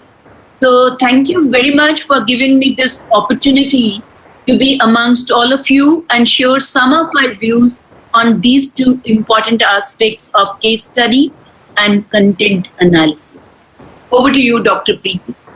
I think now my participants would agree that, Madam teaches from the core of her heart. क्योंकि आप questions पूछते गए, ma'am नहीं थके, ma'am ने एक question का answer दिया है. So, जब हम ह्यूमैनिटीज वाले किसी की इंट्रोडक्शन देते हैं, it's not about the education, the research papers, it's what the person, the quality of the person. वही हमारा टॉपिक भी है कि क्वालिटी कैसी है पर्सन की. तो मैम, कहीं ना कहीं आपने प्रूव कर दिया the way I introduced yourself. Thank you so much. बहुत बहुत शुक्रिया आपका. Thank you very much. My pleasure. Thank you so much. ठीक है ma'am. Okay ma'am. So, all the best to everyone.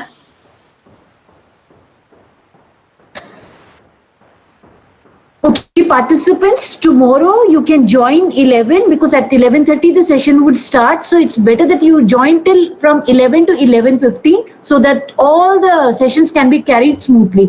God bless each one of you, and I hope that you enjoy these sessions.